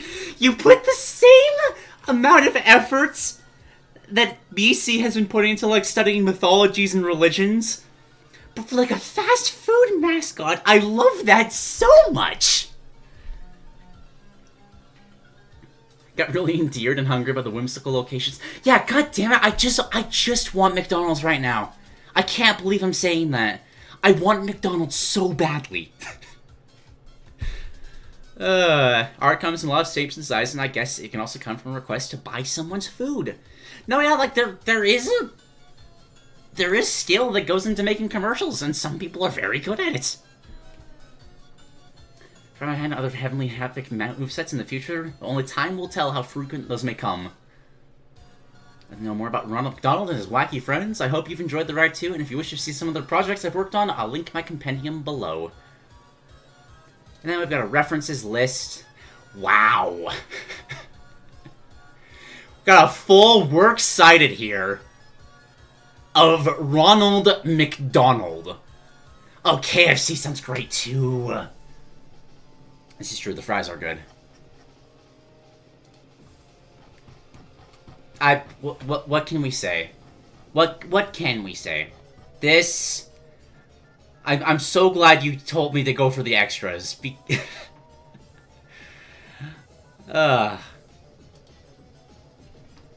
And like, what a perfect one to end off on. EC, you're an absolute legend. Thank you for going so hard with Ronald McDonald.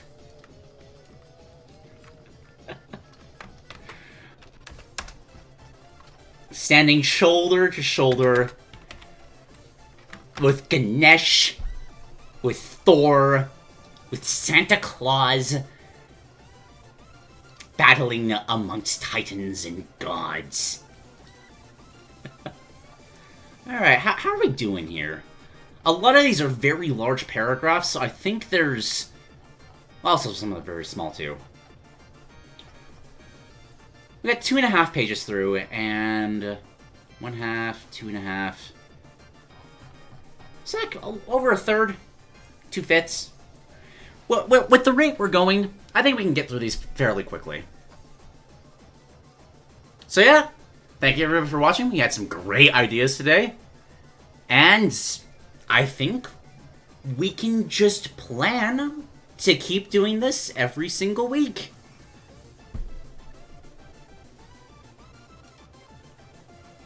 I'm excited. This is a new chapter for Peasant's perspective. Do you accept revisions of previous ideas? It'll have to wait until the next submission box. I'm not going to allow people to submit, like, second ideas on, like, this one. But for the next one, if you want to revise it, absolutely go for it. Alright. Take care, everybody.